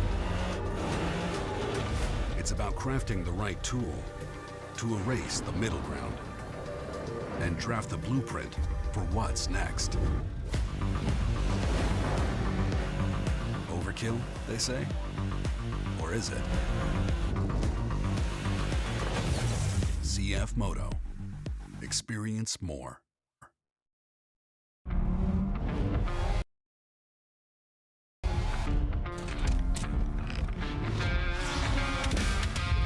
Before the action, before the race, or the game, or the stunt. There's always a crew working behind the scenes that makes it all possible.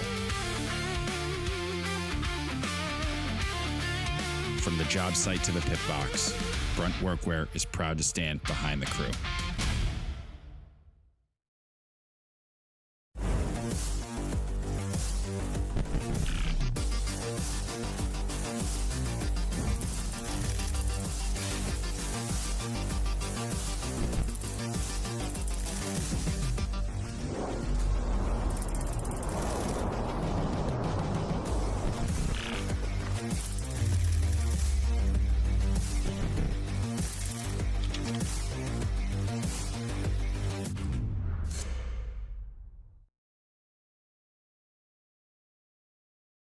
Purpose-built, adventure-ready, freedom to go further.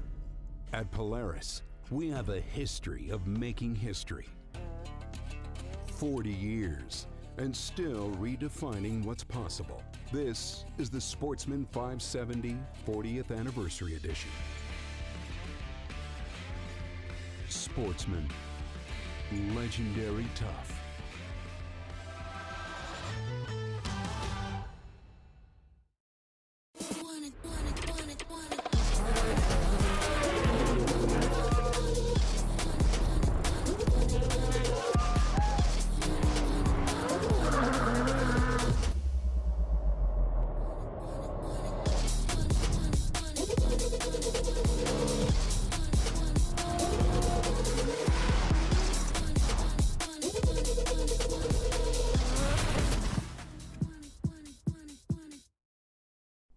This is the pinnacle of side-by-side racing. AMSOIL Pro Side-by-Side brings the heat with top-tier talent, factory-backed machines, and unbridled action at every corner. Designed by leading engineers, turbocharged, ready to launch. These compact rockets explode off the line and never let up. The rivalries are real, the stakes are high, and the racing absolutely electric. Every brand wants the win, and every driver is ready to claim it.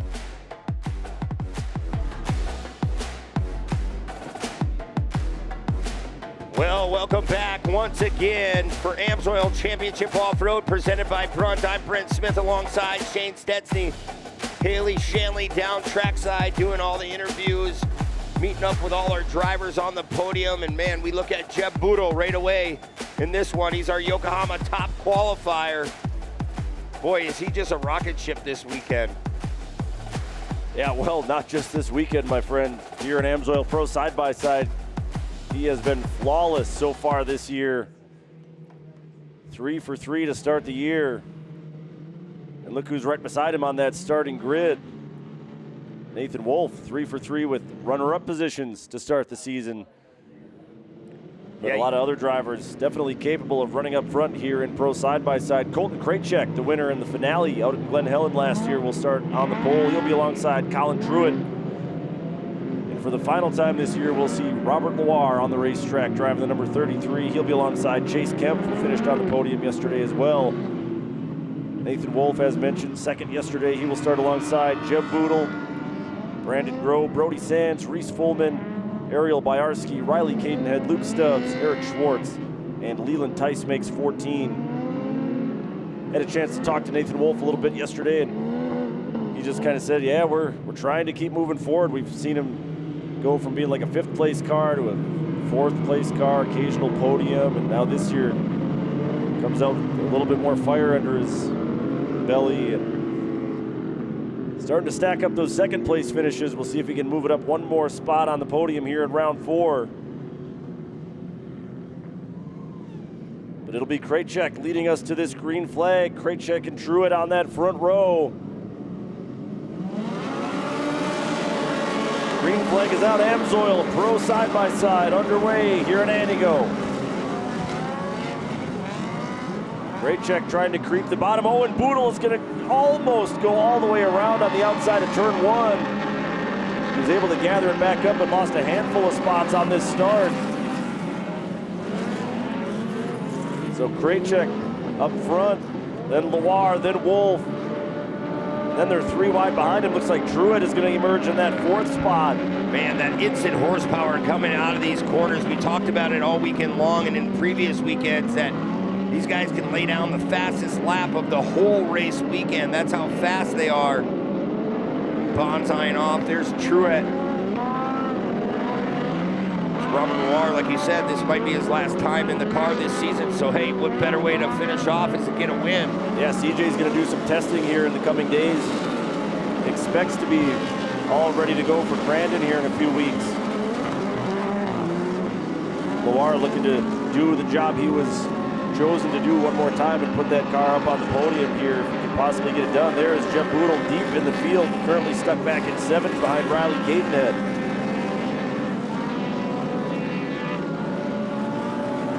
There's Truitt, a host of cars down on that inside. Truitt going to work on Kemp. Battle for 4 and 5. Wow, look at him flatland in that tabletop coming back onto the oval. Yeah, these cars accelerate so darn quickly that coming out of turn 2, you can easily overjump that big triple jump. Yeah, you got to be careful. You got to make sure that you hit your marks right lap after lap. It's a lot of changing up direction, especially when this track starts to dry out. Krajicek, Greaves. Actually, Robert Loire in for Greaves. Wolf, Kemp, Truitt, Boodle, your top 6 so far with 9 minutes to go. Yeah, still a lot of time for Jeb Boodle to have a shot at keeping his win streak alive here in AMSOIL Pro Side-by-Side. Saw all 4 wheels there locked up on Loire's car, trying to pitch it sideways into turn 2. Now Wolf trying to work that outside. He outshoots him off that table. You can get some good grip on the outside. It's just so much longer around through turn 3. Wolf's gonna have to file back in line behind Loire. And here goes Wolf again with a really good run down the backstretch. Yeah, he got a good drive again. A little crossed up though and had to gather it back up. So it's back to the drawing board for Nathan Wolf. Robert Loire still maintaining that spot as we look farther back. Wolf's gonna go a little bit wider as he follows him right through the door.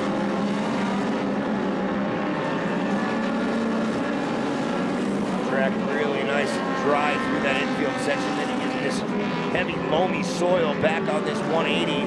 Last time we checked in with Jeb Boodle, he was 6th. Now he's all the way up to 5th. Still working on Chase Kemp there.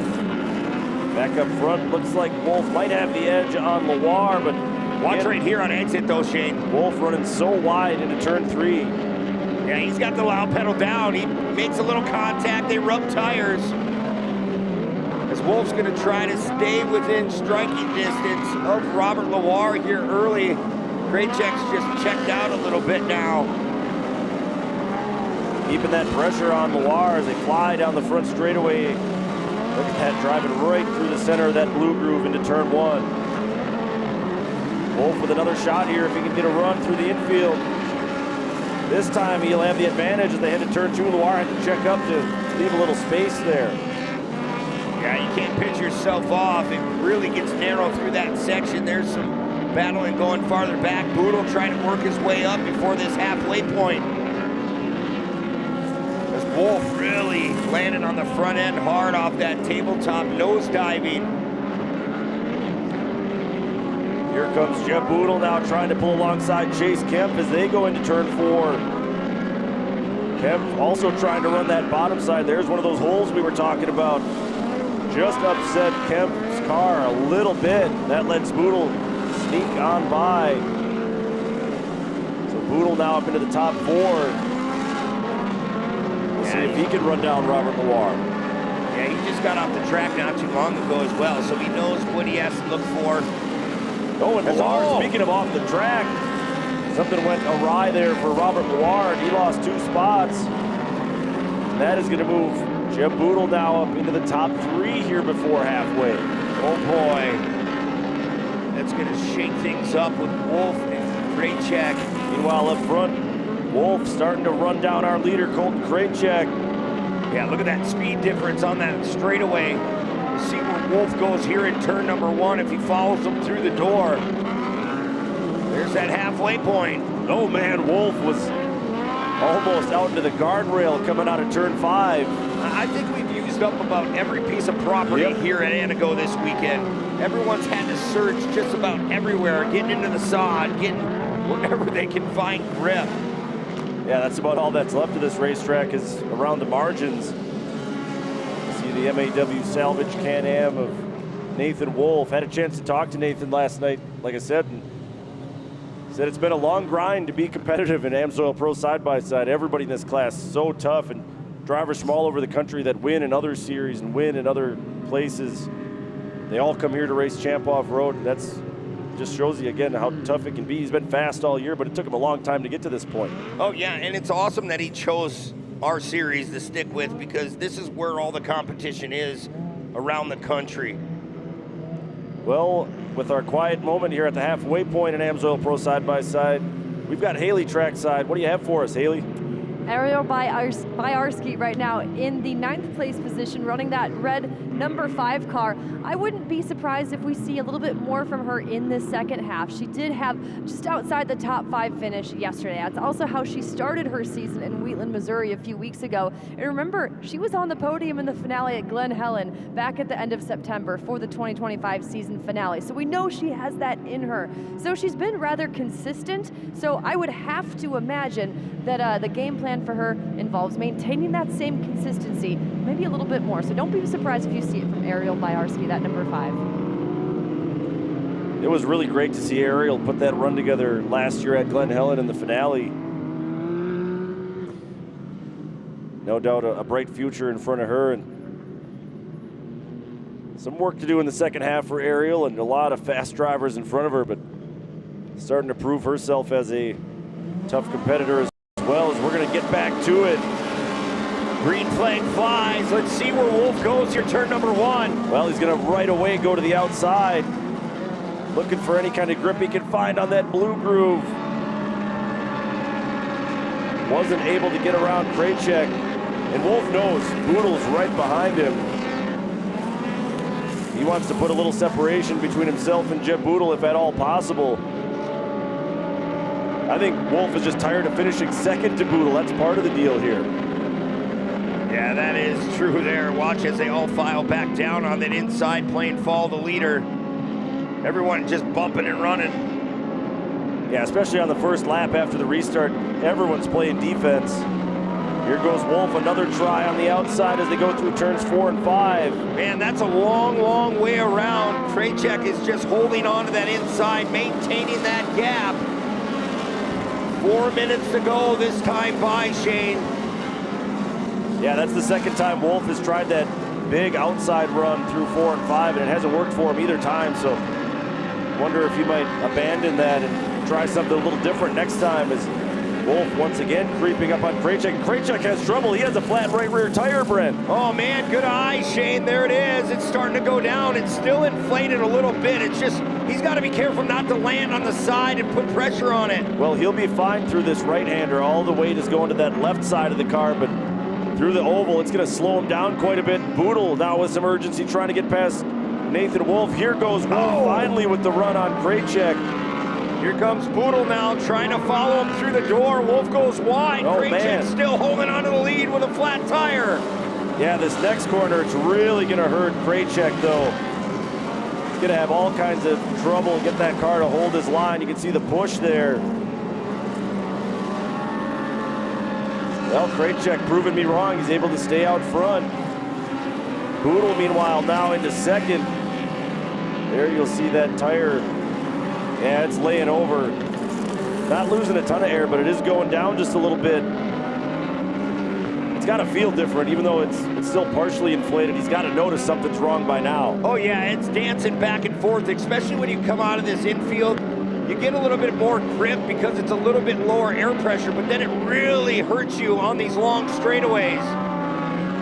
Right here, he'll be fine once again. He's just tiptoeing his way around. Man, if he can hold on to this lead until the end. Boodle was in front of Wolf, and then Wolf, a little tap, and gets back by him. That is a huge pass there by Nathan Wolf. We don't know how much longer that right rear tire is going to hold on for Krejcik. I don't know, like you said, through here is fine, but then you get this 180. He has to really get hard on the binders here. Watch him check up. You don't want to put that pressure on. It really isn't that bad right now, Shane. It's still holding air.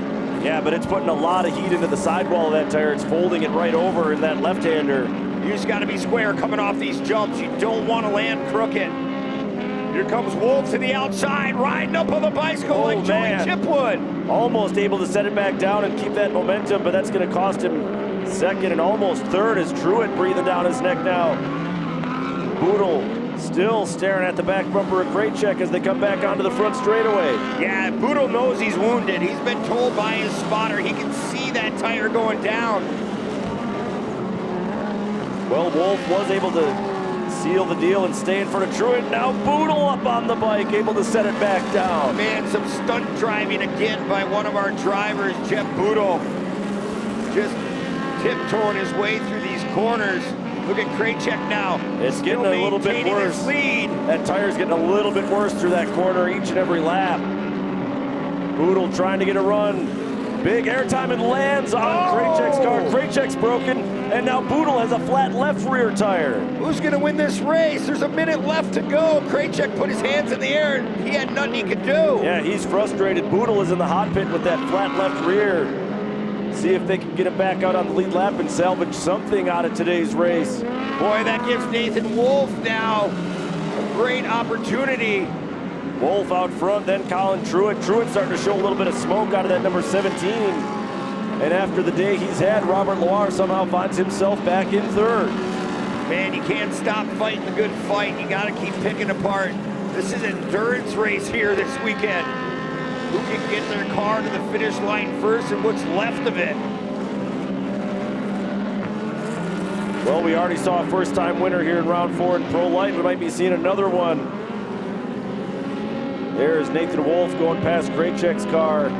Just devastation for Krejcik. Had a great run going.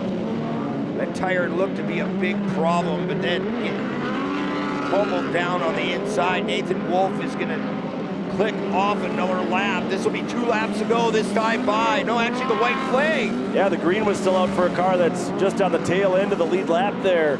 So he did beat it back. So one more trip around Langlade County Motorplex for Wolf, and now Wolf having some kind of issue. I just spoke about this. Who can finish this race? Wolf pulls off. And now Truett in prime position to take his first win in AMSOIL Pro side-by-side. He's been a winner in Pro Stock right here at Antigo before, but has not won a champ off-road race in Pro side-by-side.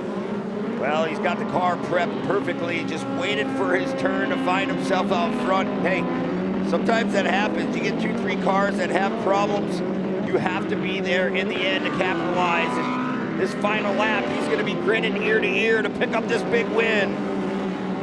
Checkered flag is out. Colin Truett from Nebo, North Carolina, your winner in AMSOIL Pro side-by-side. And surviving all the chaos, Robert Loire brings home a 2nd place. We didn't talk much about Brody Sands at all throughout that race. He will finish 3rd. How about our friend Leland Tice? Started 14th, brings it home 4th here in round 4. Unbelievable. What a great run. He was having some troubles coming in this weekend with that brand new car, but he could be very happy about that top 5. And look at Krejcik. Yeah, just dejected there, you can tell. It was all right there in front of Krejcik.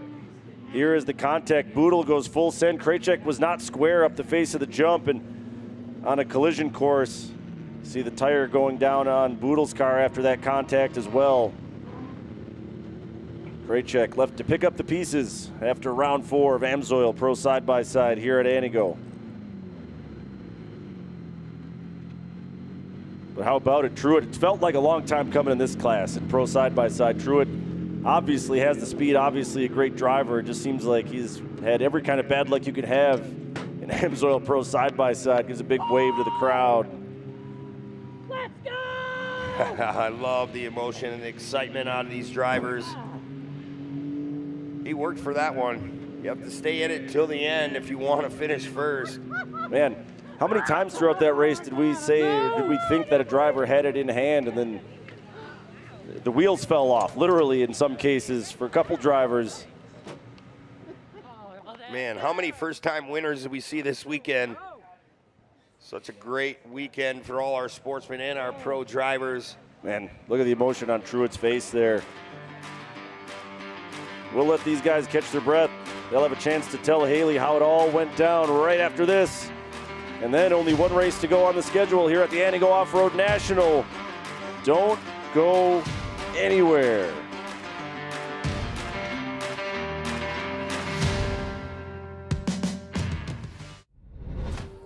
There's only one real question. How bad do you want it? Every challenge, every setback. They're gut checks, testing your will. The road ahead is rough. No excuses. Built to do it all. Unstoppable.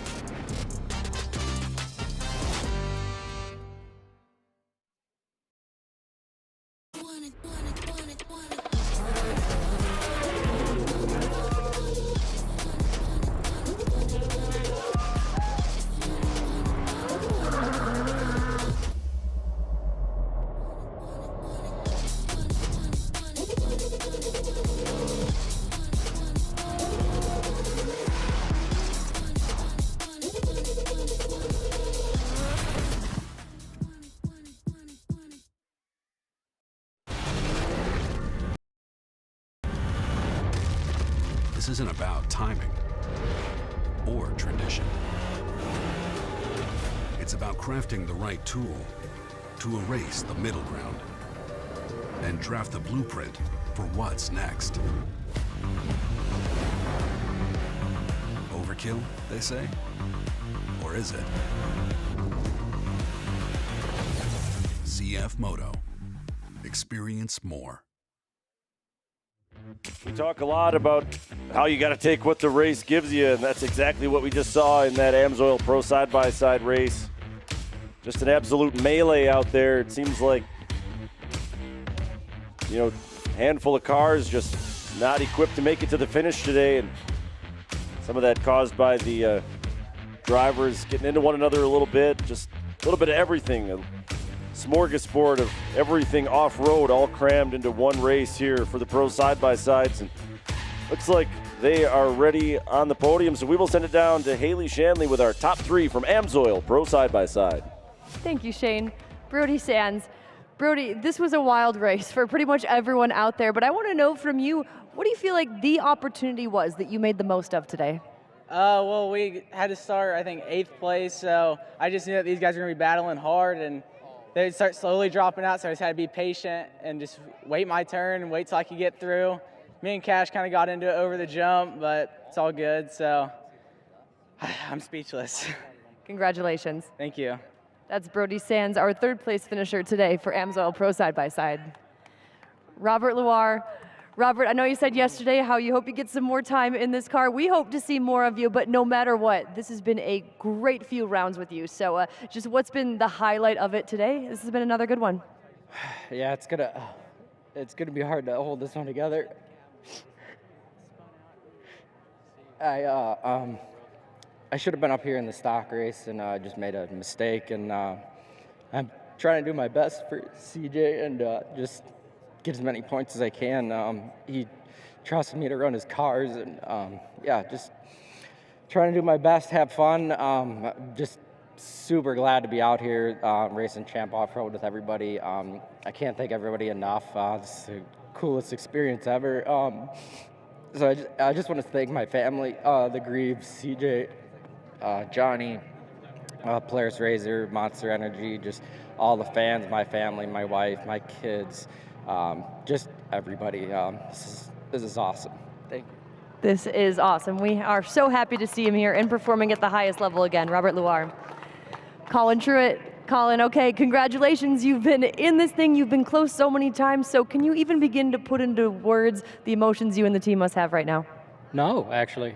No, because we the car was in pieces Friday night and into Saturday morning. We barely made the race yesterday.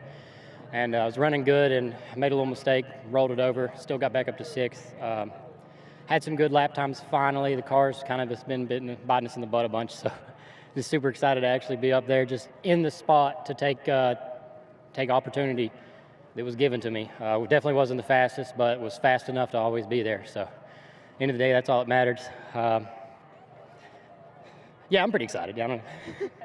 I could tell, and as you should be. Congratulations. Yeah, thank you. I've got a whole lot of people to thank. Obviously, Polaris Razor, it's 1, 2, 3 sweep.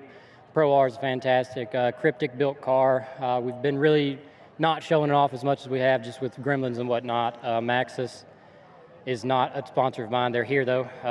Hoosier Tires, Kaiser Wheels, Maxima Racing Oil, Graphic Guys, just everybody cheering me on and everything. But to these guys, because I know this was a survival. I hate it for Nathan going in the white flag, but I did cheer a little bit on the inside. I'll go talk to him afterwards. But yeah, that's everybody. Nicely done today. Colin Truitt adds another one to the wins column today for AMSOIL Pro side-by-side. Man, so much emotion. Like we've said a couple times this week, and you can tell that winning here on the big stage means so much to so many of these drivers. And you see during that race, before that entire race fell apart at the seams, Jeb Boodle was your brunt fast lap among the side-by-sides, 51.56. That is absolutely flying here at Langlade County Motorplex. I believe today that does beat the Pro 4s, by the way. Yeah, that is keeping a score at fast home, lap. score one for the side-by-sides. Again, challenging track, but they were up to the task today. Man, with that, we're down to just one. Pro Buggy being the grand finale. We talked to Michael Meister on the Champ Off-Road podcast presented by AMSOIL. We asked him about the schedule change, what it was going to be like being the last race out here in round 4, and he basically gave a big ol' I don't know. We're going to see what the track's like, so it'll be fun to see what these Pro Buggies do on a challenging track here at Antigo. But right now, we're going to send it back down, this time to Nolan. He has got something from the archives. Thank you, guys. The motorsports world lost one of its great giants last week with the passing of Kyle Busch, NASCAR's all-time leading winner in its National Touring Series. Kyle was notorious for always trying to get behind the wheel of anything he could at any chance, and that even led him to the world of short course off-road, jumping into a Jenkins Brothers Racing prepared Pro 2 in Chicagoland in Joliet, Illinois in 2010. Kyle's weekend ended a little bit early, had a broken rear end in the race, but a couple weekends prior to that, he had a test day at Crandon. He tested with Scott Taylor, Rob McCachran, and Jeff Kincaid, all multiple-time Crandon Cup winners. Kyle was able to match their lap times within a tenth of a second, a testament to Kyle's ability behind the wheel, because there are Pro 2 drivers who spent 20 years in the class and couldn't match those guys on lap times. Our continued thoughts are with Kyle's team and, most importantly, his family, as we remember the legacy of the great Rowdy Busch. Yeah, no, you saw a couple tributes by some drivers throughout the weekend. Saw William Holcher giving a bow. You saw Jeb Boodle. Just Kyle the Busch. respect we have back here in our short course off-road series, and I'm telling you, like Nolan said, a motorsports legend, Kyle Busch, gone too soon, like so many other friends that we've had over the years. It was cool. I got to be on the call down there at Joliet when Kyle Busch was there. It was, quite a big deal to have some extra eyes on our sport. Man, it just seems like yesterday. Time flies, and all the thoughts and prayers go with the Busch family, and it can't be easy out there.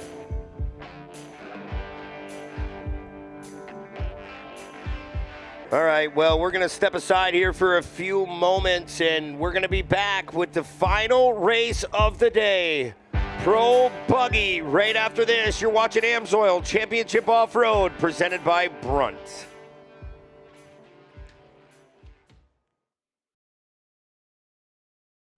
So I learned from my racing experiences how well AMSOIL performs in extreme environments. When we get dispatched to a large wildland fire, I can't afford breakdowns. If we break down, impacts could include loss of personal property and possibly lives lost. People are counting on us. I don't know if that equipment's going to be out there for a day, a week, or a month.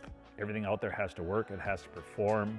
AMSOIL gives us a competitive advantage both on and off the track, and that's been one of the keys to our success.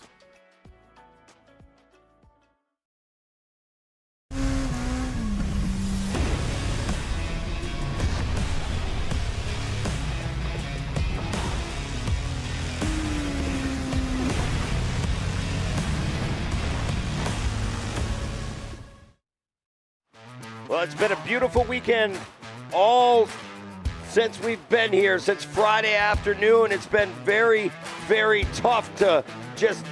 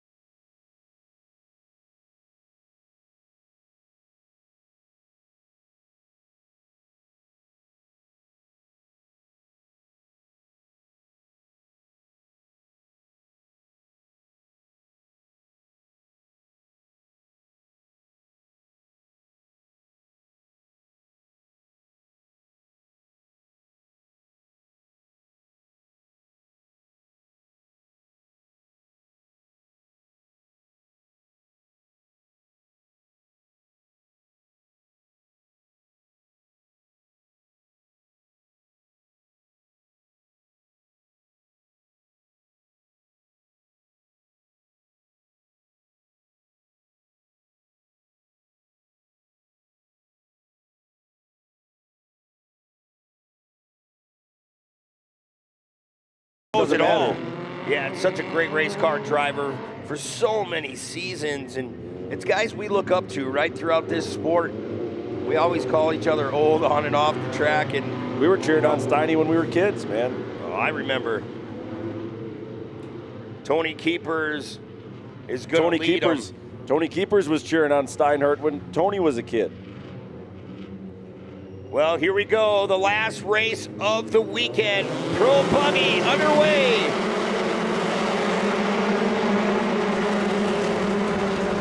Nice start there by Uribe. He'll have a slight upper hand coming down into turn 1. You can tell it is very slippery across that blue groove. Already Steinhardt making a couple quick moves at the back of the field. Everybody just trying to settle in. Meister now alongside keepers. Looks like Meister will slide into second. Then Meister slides into the door of Uribe. Yeah, Michael Meister just said, hey, I just got to get up to the front here early. He doesn't want to use any tear-offs. As there's Billy Booth in that 51 Mud Muncher ride. He better have everything right there. Oh, he crisscrossed. I seen that gonna happen. Yeah, Schwabe saw the opening and tried to take advantage. Now Schwabe's car has stalled. He had some damage on the left rear as well. So we look back up front. It's now Michael Meister, the 5-time champ, leading us as 1 lap is in the books, and we got a long way to go. Uribe second across the line, then it's keepers, then Booth, then Jordan Bernlohr. Uribe kind of got into that left-hander and kind of opened up the door a little bit, but if you're Michael Meister, you can't be mad at him. He's just trying to pounce on that spot early. As there goes Billy Booth. One more time, he was my pick coming into this weekend. Points leader as we speak right now. Keepers now going to work on Uribe as they go through that infield section. You can see Meister driving right across the wettest part of the racetrack.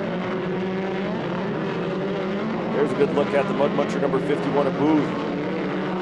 And we talked about tires to Michael Meister coming into this weekend, how he was undecided what he wanted to put on. He says he runs normally a wider tire so he can get more grip on these blue groove tracks. Yeah, these drivers, there's a few choices. They can run a wider radial tire, which it looks like Michael is running here. The rest of the field, pretty much all running all-terrain tires. At some tracks, too, drivers will actually run winter tires, snow tires. They are softer, they hook up a little bit better when the track starts to get blue groove. Oh yeah, you come to a track like Antigo, you have to bring spare tires. You gotta bring what you feel is gonna work. You might change it 2-3 times on the weekend. Nice pass there by keepers getting around Uribe. That will be a pass for third behind Billy Booth. Little contact on the way by, so Uribe's got to be getting a little frustrated with how he's been treated so far, but that move by keepers was a clean one. Yeah, keepers is nice and easy through that infield section, coming back onto the oval one more time. 8 minutes to go in this race. Michael Meister just favoring that middle. Look at Booth going way to the high side. But why not, right? Try it here early, see if you can find something for later in the race. Keep searching on the high side here for Michael Meister, just tiptoeing his way through that ice rink. Oh, keepers way to the outside in turn 1. Gave up a lot of ground, and he loses a spot again to Uribe, but keepers with another big run through the infield. Oh, and keepers almost all the way off the racetrack there. Yeah, he got lucky and didn't hit one of those tractor tires. Uribe is now going to try to go back to the bottom. It's so hard over that finger jump. We've seen it all weekend long to get that momentum back. The Milwaukee Tools ride of Tony Keepers. Just maintaining that position, maybe not trying too hard right now, just staying where he wants to be and waiting for that halfway point. Bernlohr is starting to go to work here on Uribe as they head towards turn 4. Bernlohr, the champion 2 years ago in 2024. Yeah, it seems like we haven't talked about him much this weekend, so he's looking to turn things around. There's Bernlohr. One more time. Jordan, he has nowhere to go. He had to go a little bit wider there to try to avoid Uribe. So back to the drawing board for the 27 of Jordan Bernlohr. Meister still showing the way around. There's a good shot of Bernlohr trying to hunt down Uribe. Yeah, and I keep an eye on those tires after we pointed those out with Michael Meister's. Everybody else's are so much more narrower, right? Trying to cut down to that surface. But later on in the race, when it gets blue groove like that, you want that rubber down. Bernlohr trying to run a really tight inside line through turn 3. There are still some good ripped up lines to be found around this racetrack. Oh, Bernlohr just found that big hole that we've seen jump out and fight a couple other drivers throughout today. Jordan Bernlohr now trying to put the pressure back on here as we're creeping towards that halfway point of the race. I'm sure Jordan prepped that car, getting it ready for the second half. A lot of these drivers set up for that second half. Yeah, gets a lot of help from J-Spec, Jesse Greaves. Yeah, prepping both his car and Cole Bernlohr's car. Here goes Jordan trying to put that run together on Uribe. Yeah, Uribe was moving over a little bit. Bernlohr had to back off the throttle. Yeah, it just seems like Jordan is just being a little hesitant right now. He's just chilling out, not really forcing the issue. As we'll be coming to the halfway point here, Michael Meister taking that red and yellow flag and gonna get a chance to take a little breather. Booth able to hold on for second here at the break. But Keepers was closing the gap in a hurry on Billy Booth. So maybe the track's starting to come in a little bit for Tony Keepers. No surprise though, Michael Meister, your top qualifier coming into this race, has the fastest lap of the race so far. Yeah, it's easy to see on our map all day long here in Pro Buggy. Michael Meister in that Ponzi back, number 94. Like Shane was saying, we had him on the Champ Off-Road podcast presented by AMSOIL, and he just let it all out. He was telling us what his last 3 years looked like, and he didn't know if he was going to come back anytime soon, but he put a good program together for this year. Well, he said even that came down to the wire. It was getting close to the season, and it looked like it wasn't going to work out. He was thinking about putting the car up for sale. That's how dire things looked for him. Then all of a sudden, everybody stepped up to help. For more on Meister, Haley's got something for us. Well, that first half has been a master class from Michael Meister, who looks to sweep this weekend. And just, I wanted to put some numbers behind it. So just looking at those lap times, almost around a second faster than the next fastest driver on track, being Tony Keeper. So we have some speed in that top three. But Michael Myers, he has been the one to beat this weekend. Yeah, he's been fast, Haley. He's doing what he needs to do, and he even said that he has a couple different paint schemes that he's going to be debuting throughout this season. I don't know if I was supposed to tell everybody, but... He said it on the podcast. Yeah, I think it's public by now. Yeah, we're good to go. Good to see him bounce back, too. Had all kinds of bad luck. Had an oil pressure sensor issue in round one. Only made about a half a lap in that race. And then in round two, just all kinds of bad luck. Lost power steering, then had a rock get lodged in the front hub. Tore out brakes and everything else. Really a bad luck weekend down at the Show Me Off-Road Shootout for Meister, but trying to clean up with a sweep here in Pro Buggy at Langlade County Motorplex. Yeah, he was giving a lot of sympathies to Engine Bob. His past engine builder passed away not too long ago. Just a bummer deal, but he made hit some rocket ships throughout the years of his winning career. Looks like Uribe able to sneak past Keepers on that restart as they went through turn one. But we're going to see him in a dogfight once again. Yeah, that battle is a long way from over between those two. Now, Jordan Bernlohr, he can't get stuck behind these two. He's got to make a pass if he can get to the rear bumper of these two cars. But Michael Meister now, he might have some company in this second half with Billy Booth. Well, what do we say about Billy so often? He's a second half guy. He will be as patient as anybody. Knows when to turn up the heat. It looks like that's what he's trying to do right now on Meister. He really is. Oh, he caught one of those famous holes here in Antigo. Yeah, that one's getting deeper and deeper, and Uribe went around right behind him. Oh, just so all kinds of chaos. He barely missed Mark Steinhardt there when he turned back around. There is Uribe trying to get his car fired back up. So Keepers back into third, Bernlohr into fourth. Steiny now into the top five. I said watch out for Mark Steinhardt as this track went away. Yeah, and he's got a wider tire on his car as well on the rear. So late in this race, he might be able to perform just a little bit more better than the first half. Yeah, the more old school drivers tend to be the ones that ran that radial tire. Mark Steinhardt, definitely one of those old school guys. About Michael Meister though in that Ponzi back ride. Look at that gap he started to open up here on this back straightaway on Billy Booth. Definitely has that right tire combination down pat. It's going to be great to see him perform all season long. There's Tony Keepers still in that 52 Milwaukee Tools ride. Top three cars running almost identical lap times at this point.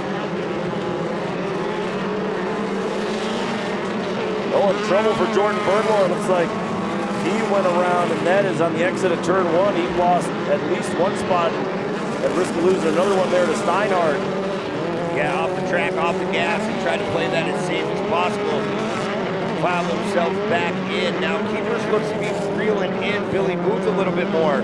Yeah, like I said, they've all been running about identical pace, the top 3 cars. That's good for Tony. He's got no pressure from behind now. It's a little ways back there to Mark Steinhardt in 4th. Yeah, Steiny in the top 4 now.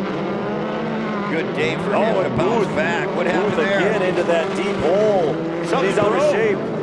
No, he was just that out of shape after it caught him there. Through that hole. He couldn't make the save, and now Tony Keeper's up in the 2nd place. Yeah, when it jerked his wheel back the other way, sorry Shane, I thought he broke something on that inside, but yeah, he just got a little squirrely tape swap in that ride. As Tony Keeper's now into 2nd. Well, he's over 4 seconds behind Meister, but like I said, Keeper's able to run unbothered now. See if he can find a little bit of late race magic here. Meanwhile, Steinhardt creeping up just a couple feet at a time, trying to catch Billy Booth. There's Mark Steinhardt one more time in that 31 Argonne Lumber ride. Going back on the oval only a couple more times around here in Antigo this season. Michael Meister will be getting the 2 laps to go this time by. Green flag still out. Steinhardt still holding on to that 4th spot. Burnmore might have a run as they come off of turn 5. He does. Oh, look at this. Left rear is down on Michael Meister's car. We're trying to get a closer look as he enters turn 2 here.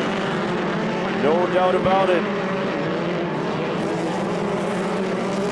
Well, maybe not. Let's try to take a closer look.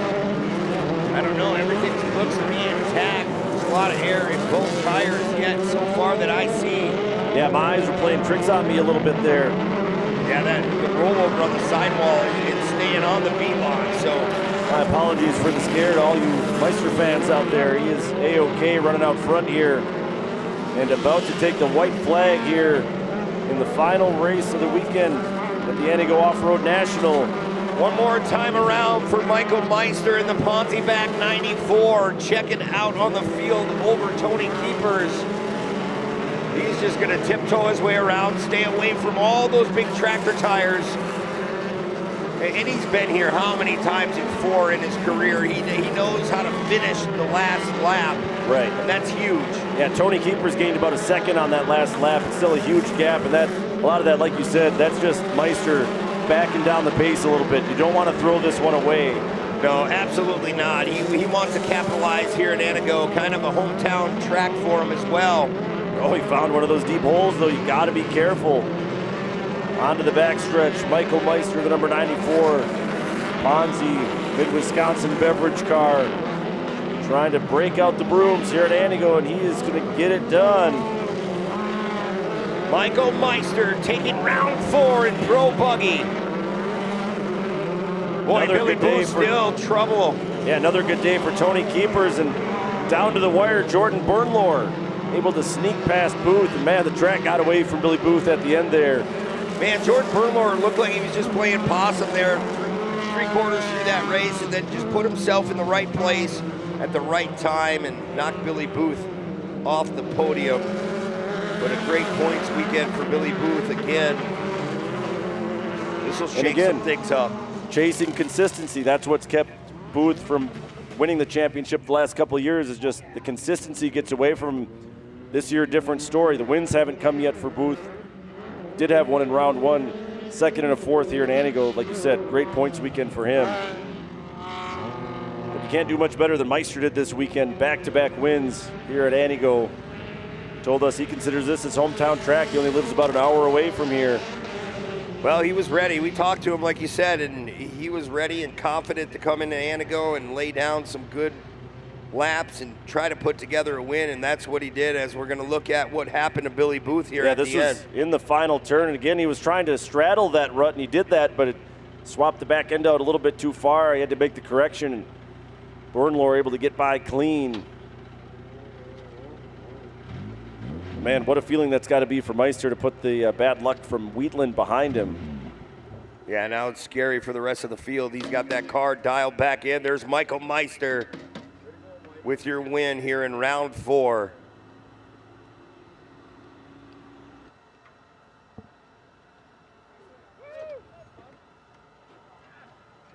Man, all in all, a really fun slate of pro racing here for round 4.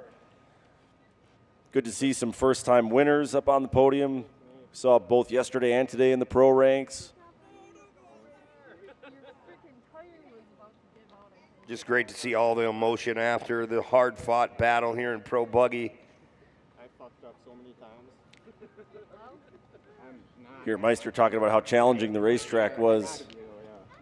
Saying he made a handful of mistakes, still somehow came away with the win.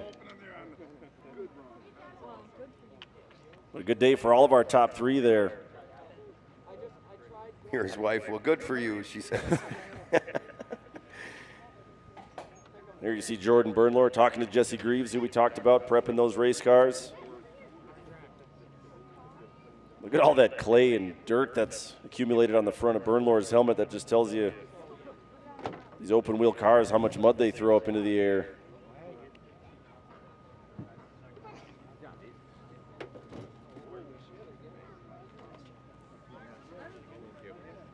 Well, drivers catching their breath. We'll catch ours for a little bit up here. Give them a chance to cool down. So great, though, to be here in Antigo, Brent. We saw the grandstands until we saw that last checkered flag. Absolutely jam-packed with people both days. Weather cooperated with us, at least as far as the fan experience goes. We had that great pit party yesterday between Sportsman and Pro Racing. You and I were walking around back there. So many fans back there getting autographs and T-shirts and all kinds of free swag. Yeah, it never fails to disappoint here in Antigo. It never does. We always get a packed house, capacity crowds. We've seen it in round 3. It's just great weather.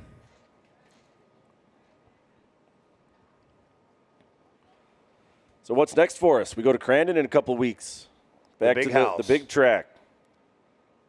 Like I said before pro racing started today, I think a lot of drivers probably ready to have a little bit of extra room to operate on the racetrack. Crandon will provide that. Yeah, there's a couple drivers that need it. Running the mid-track layout like we do every Forest County Potawatomi Speed Festival weekend every June. Looking forward to it. Looking forward to getting back home a little bit now that I'm a little bit older and moved away. I don't get to Crandon very often other than for racing, so excited to get back there and see some of my people, reconnect with the family a little bit.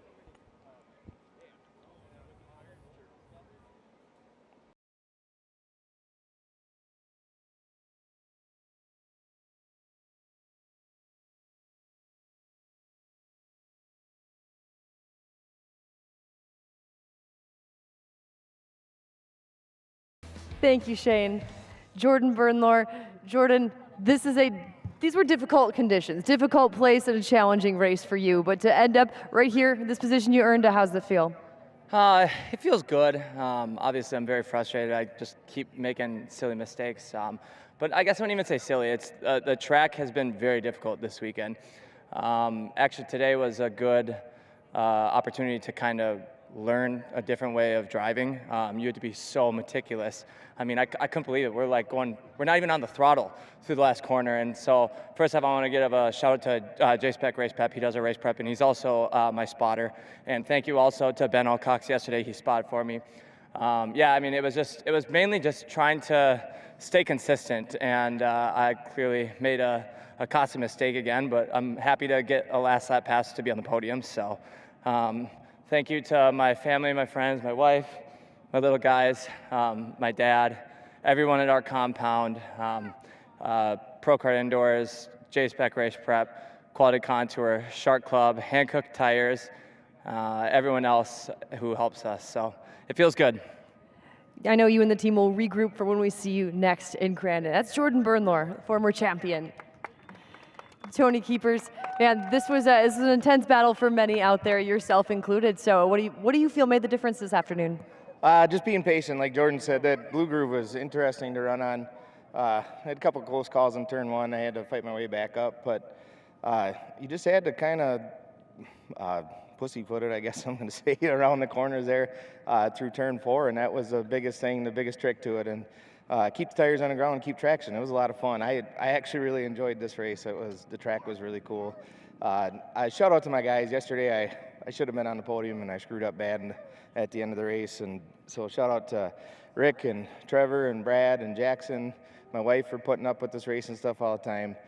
You guys are the best. I couldn't do this without you, that's for sure. All my sponsors, KK with Point Mortgage there, Milwaukee Tools, obviously, Argon Lumber, J&J Insulation, Teddy G Auto Body, Sam's Concrete, Made Custom Apparel. Thank you guys so much for getting us here, and hopefully we keep visiting this podium this year. We always enjoy watching him wheel a race car. That's Tony Keepers. And Michael Meister, our winner and a weekend sweep. It appears clearly that you were at the top of the game. Do you feel 100%? Is that where you feel you're at right now? The last couple of years, I just mentally, and maybe it's maturity too, it's just I feel a lot more confidence in everything. And, it's my 9th or 10th year in the class and in the car and everything too. So I think that just steps it up each year. But, Brad, Caitlin, me, I get emotional, but we're just improving every year, because, all these new guys coming into the class, everybody's fast. I mean, it's awesome. It's an awesome class. It's going to be awesome this whole year, but, this is a very difficult track. Like, I was hearing my tires chirping on the first corner and everything, but, I got to thank Champ Off-Road and Antigo.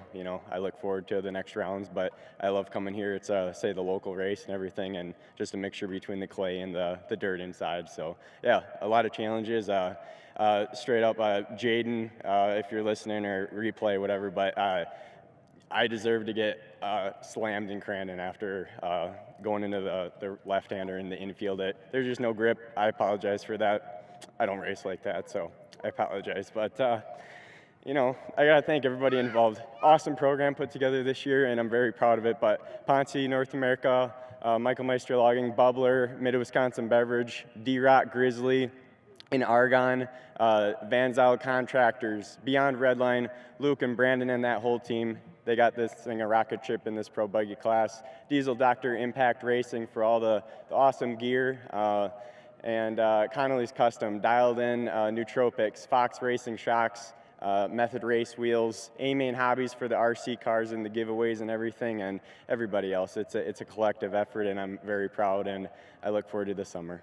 You have a lot to be proud of, and always a class act. That is Michael Meister, winner for Pro Buggy, and that is a day.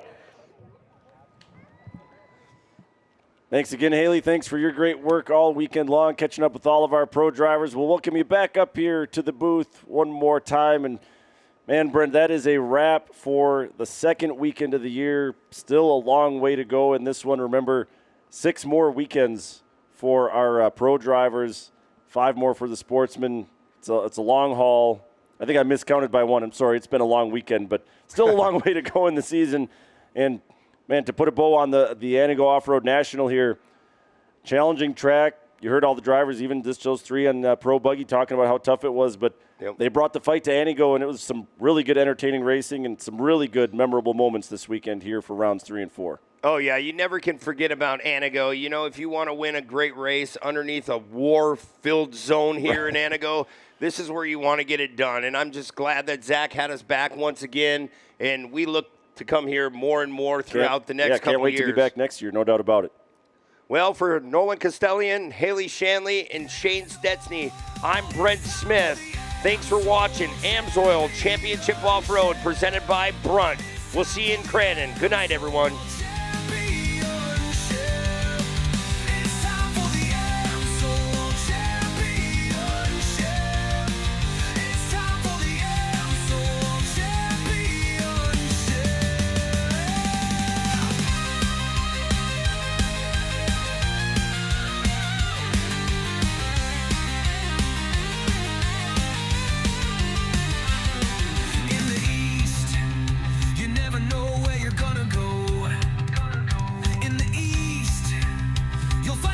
To the